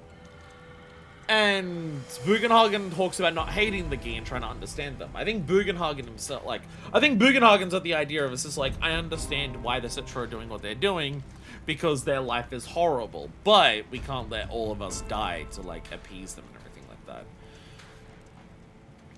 So I guess the question would be, like, do the Gi paint the Cetra as unreasonable? Because it's just like, Are the Gi just like, we want to start up this fucking absolutely ripper of a suicide pack, and all of you lame fucking nerds don't want to join it, and are in fact trying to stop us from doing our super sick suicide pact? You all suck. Fuck all of you. We hate you all. We hate you forever. How dare you steal our Kool-Aid that we poisoned and tried to pour into the water supply? Oh my god, you're such dicks. But is it also possible that the Cetra were just like, no, you're not of this star. Why would we help you try to be of this star? No, this is our star. Like, we are the ones who connect with the star. It is like, we are the stewards of this star. By the way, if I say star instead of planet, blame 14 for that. I know this game uses the word planet specifically, but every planet in 14 is referred to as a star. So if I ever call it a star, it's because of 14. No, I probably won't stop, so I don't even realize when I'm doing it. But the Cetra is like, no, we're the stewards of the planet. We're the ones who are connected with the planet for the live stream here. You're aliens from here. No, you don't understand what it's like to be part of this planet. No, why would we help you? Why would we help you bind with it and everything like that? It's possible the Cetra were like that at the start. I feel like maybe once the Gi started completely, once all the Gi had fucking died, and their lingering souls were left here and they started attacking, then maybe the Cetra started trying to understand what it was, but by that point it was too late, and the Gi were so steeped in their rancor of not being able to like be freed from their suffering that they went with what they did. Cause yeah. Like, look, a lot of questions. A lot of questions. Oh, as soon as I can think of this conflict, we could find a way to move the souls of the Gi tribe to another reality where life streams are present and they can pass into the world where they were moved into. And that is... You beat me to it. That's why we have the Doomed timeline. That's why we're seeing the Doomed timeline, where the live stream is literally fading away from the planet because this timeline has the live stream and not the other one. So, Kitsu, I gotta ask, You beat how me do you to know it. about the Cetra Temple anyway? Well, I wouldn't say I know about it exactly. Not directly, anyway. What's that supposed to mean? I just recall some document or other discussing its existence. If we can get to a Shinra terminal, I should be able to find it again. Terminal, huh? They said any up here? I think so. But I bet old Boogie will know for sure. You may not tell us if you call him Boogie. Yeah, you beat me to my punch about, hey, if the Cetra, if the Gi want to be somewhere where there is no live stream and the planet's gonna die, hey, what we're learning about as we go through this story is that there's literally another one that's like that. We literally are learning about another timeline where the live stream is fading from that because the live stream can only sustain one timeline at a time line, and so we can, if we find a way to broaden, to find how to connect one to the other, we can send all the Gi to that one, and then that planet can die, and they'll be on that planet when it dies, and then they'll finally get their release of death. The other solution is find a way to to connect them into the cycle of the live stream here. Which again, I have to wonder, did the Cetra try to do that at all? Or did the Cetra say, no, you're not of it, you can never be a part of it because you're never of it? Because that would also tie into the themes of Cosmic Canyon in terms of Bugenhagen just being like, oh, we know everything, so obviously if we don't know something, then it's something that isn't there to be known because we know everything. And then it turns out, oh, actually, maybe that was possible. Maybe that was possible. Maybe that is the thing that could be done. But also, I gotta say, and once again, I'm saying this because I've seen this happen in Final Fantasy XIV. So the Gi have never gotten their materia back, right? The Gi have never gotten their materia back. Our hunch is that, our suspicion is that the Cetra took this materia and they locked it up in this temple, right? So our assumption is that the Cetra locked up this materia so well that despite it being a couple thousand years, the materia should still be there, right?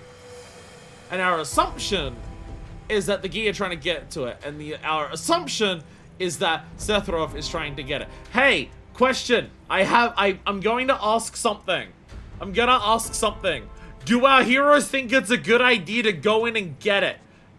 Remember how I was saying before, is it a good idea to go down to the Geese cave? Hey, you know the thing that, like, hey Red, hey Nanaki, you know, like, how your dad died?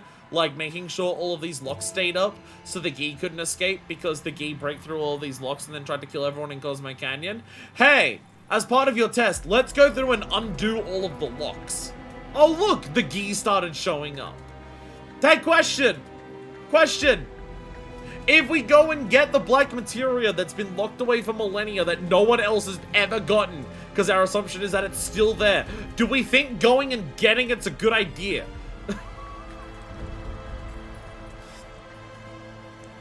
What do we think is a more secure way of keeping this materia? The temple that the Cetra put it into that it's been in for a couple thousand years, or in our pockets of our individual persons?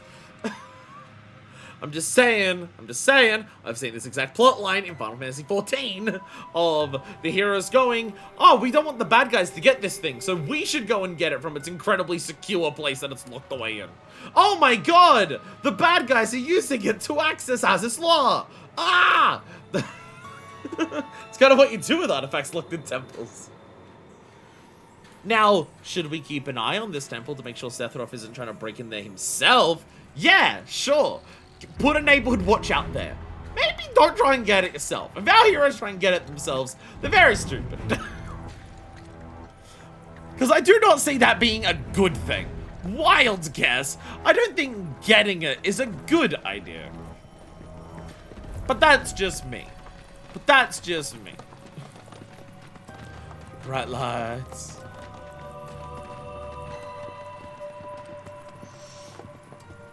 So we have another villainous antagonistic force added to the game. Yeah, just go get militia to Temple Watch duty. You're alive. I feared you might have returned to the planet. Oh, come on. We both know you didn't need to worry about me. After all, I am the son of Seto the Watcher. Nanaki, you were calling Seto a bitch like half an hour ago. Shinra should have set up a transmission terminal here in Cosmo Canyon, so where is it? Oh. What did become of that thing? Ah, yes, now I remember. I was so fascinated by the technology it employed, I did some tinkering. So, Shinra have been... Some tinkering, I say. So Shinra have been here. That has not set up anything but now it serves a they just don't decidedly care. more I guess they can't make much use of this landscape. You gotta be kidding me! Well, do you know about a Cetra temple? A temple, you say? If you mean a place where they worshipped gods, none exist. The Cetra never engaged in such practices. I didn't know that. Maybe it was referred to as such by someone ignorant of their culture. Cetra didn't have gods. It is a site of importance to the Cetra that you seek. Texts do speak of one, and of the pains taken to conceal it. So, it does exist? Oh, perhaps, though I know not where it is. Huh? And even should you find it, I would urge caution. They were a star-crossed people. To follow in their footsteps is to court tragedy. However, the rewards may yet outweigh the risks. You must bring every one of your senses to bear. For then no secret will elude you, however well hidden. And when you return home, I hope you'll share your discoveries with me. Fellow Bugenhagen! What is it? I'm a little busy here. Another man in a black robe has come. What should we do? Cool, we can start. We can have the story go back to just following black robes for another 30 hours. Let's go! Oh, the village gate. We can have the story just be following black robes again, because we don't know where the temple is. So let's just follow the black robes to the temple. Let's go! I'm so excited. What if we find us we can destroy it, the black materia? I have a feeling if the black materia is as powerful as they're saying in terms of like it can erase things from existence, I have this concern that destroying it just means all of the magic within it will just be unleashed everywhere. I don't know what the consequences of blowing up materia are, but we had one materia blow up with Scarlet when she was using that dude as a footstool. And that one materia blowing up blew up like an entire laboratory. And that was just like a basic materia they were trying to like artificially make. I feel like if you destroyed like something that can erase like the entire Gi from existence, I feel like destroying that might accomplish that goal anyways inadvertently.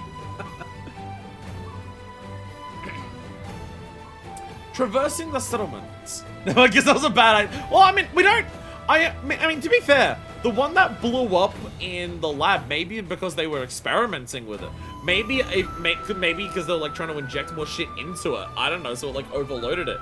Maybe you have a normal thing of materia and you just like get a diamond like drill or something. Maybe you can just cut it in half and it no longer works. We don't know. We don't know. It could go in a lot of ways.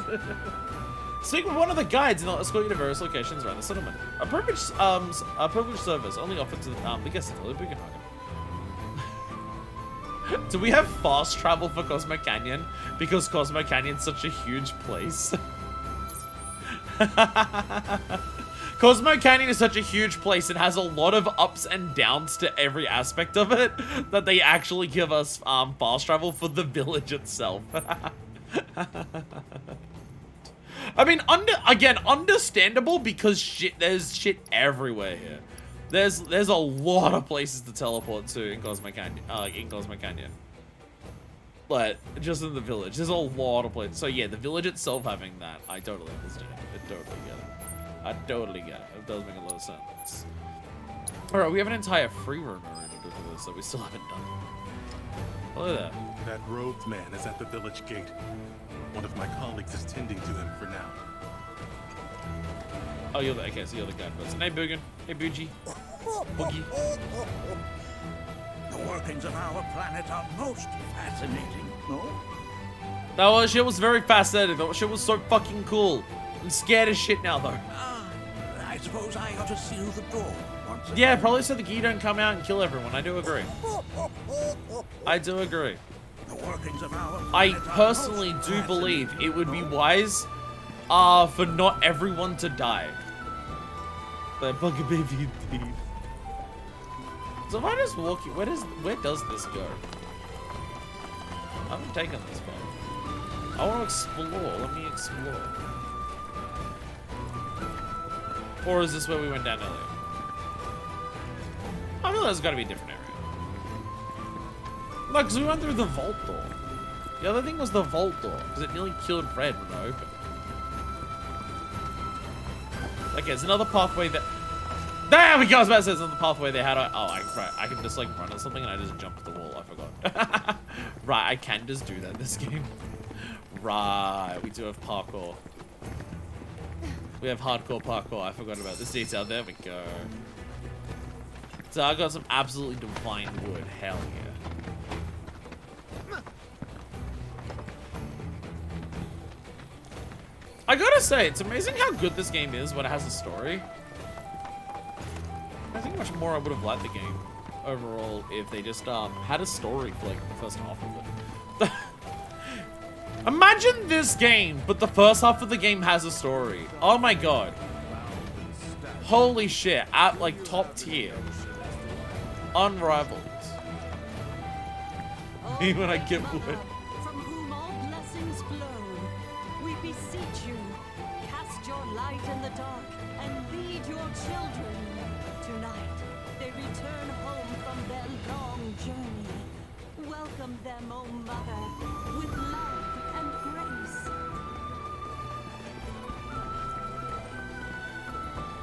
Some chariot fire.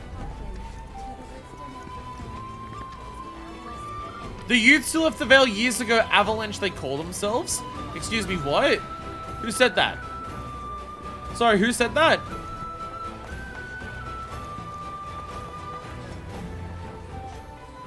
Though their path led them elsewhere, if they ever find their way back home, I hope to be here, to welcome them with open arms, no matter what they have done. Are you saying the people who founded Avalanche originally came from Cosmo Canyon? I would understand why. This is the place that is probably the most aware of it. Well, the people who are willing to open their eyes to knowledge. They would be the people who are the most aware of how fucked the planet is.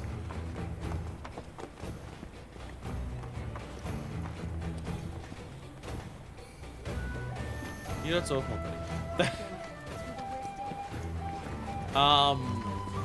Today's been one hell of a fucking day. I think summarizing it simply, today's been one hell of a fucking day. Today's been a lot. Chadley is here. As we end most of our episodes. We're gonna end it next to Chadley. A lot's gone down. Today was intense as shit. In a very awesome way. I'm very excited for the story of this game now. Now that the game is just like actually deciding to have a story. Now that the game is deciding that having a story is something that would be pretty poggers to do. I'm very excited for what the story of the game is. I feel like my brain could explode about everything that's happened today, but also I feel like I wouldn't be able to formulate it into like good words. That'd just be like basic bitch words. It's kind of my thought process.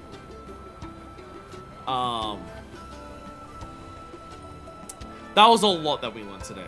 And a lot of good shit too. I like. I'm very curious where the fuck this is going from here. But very good. Very good. It's a thumbs up from me. And also very fun boss. And the thing is, like, if it was a normal character action boss, I may not be a big fan of the RPG-esque mechanic of just like, oh, by the way, he's a derm timer. You say you instantly die. If this game, like, if this was in the previous game, if a timer like that of just like, by the way, he's straight up a raw-ass timer. If it runs out, you die. I don't know if that would work in Remake, because Remake doesn't lean into RPG-esque stuff anywhere near as much as this game. I mean, admittedly, I beat that timer by just, like, action gaming it, by just doing a lot of damage. Well, actually, no, I did beat the timer by RPGing it, because I used Limit Siphon. By the way, Limit Siphon fucking rules. Limit Siphon, turns out, it's really good. Turns out Limit Siphon is actually really good. Because just having two characters who are half limit each and just being able to be like, oh, that means I can use limit, is really good. Turns out Limit Siphon is actually incredible. So, again, I feel like in terms of combat, it's weird. Like, a lot of people would just be like, oh yeah, the synergy abilities, synergy skills, I love all those aspects of combat. That's where combat's at, like, improved the most in this game. For me, I think where this game has improved with the combat the most is limits, by far. Limits didn't feel like a mechanic that I was actively engaging with in the previous game. I mean, outside of that, I didn't use it. But limits in Remake really did just feel like... They felt like what the summon still feels like in this game, where it's just... It activates, like, you start building it up by just playing the game in combat, and eventually you get access to a really powerful thing. And that's about it. Where in this game, Limit is affected by so many more factors that you actively control, that it does feel a lot more deliberate in terms of how you use it. Also, the fact that you build it up a lot faster, or as it feels like it feels like you build it up a lot faster in this game, means that there's a lot more incentive to use it, because you can often limit several times in one fight. I don't have anything major else to really say. Like, my brain exploded. My brain kind of just exploded about today. That was the main thing that it did. So, yeah. I don't really have, like, a bunch to be, like, end of episode rant. Other than, thank you all so much for watching. I'm going to assume next time is open world. If you enjoy the open world in this game, which I very, very, very much do, stay tuned next time. We have a lot of it. We have a lot of open worlds. We have done one life spring in Cosmic Canyon, so we have a lot of open world to actually explore. We only have one side quest currently, but I assume once I go to this, we will have to talk to this guy. I don't want to do this now just in case it's like a 10-minute cutscene. But, I assume doing this will tell us where our next destination is, and I assume going to this will also be the moment that the game says, hey, you are now properly back in open world territory. So it will probably be then that we have more side quests appear at the fort that we're at.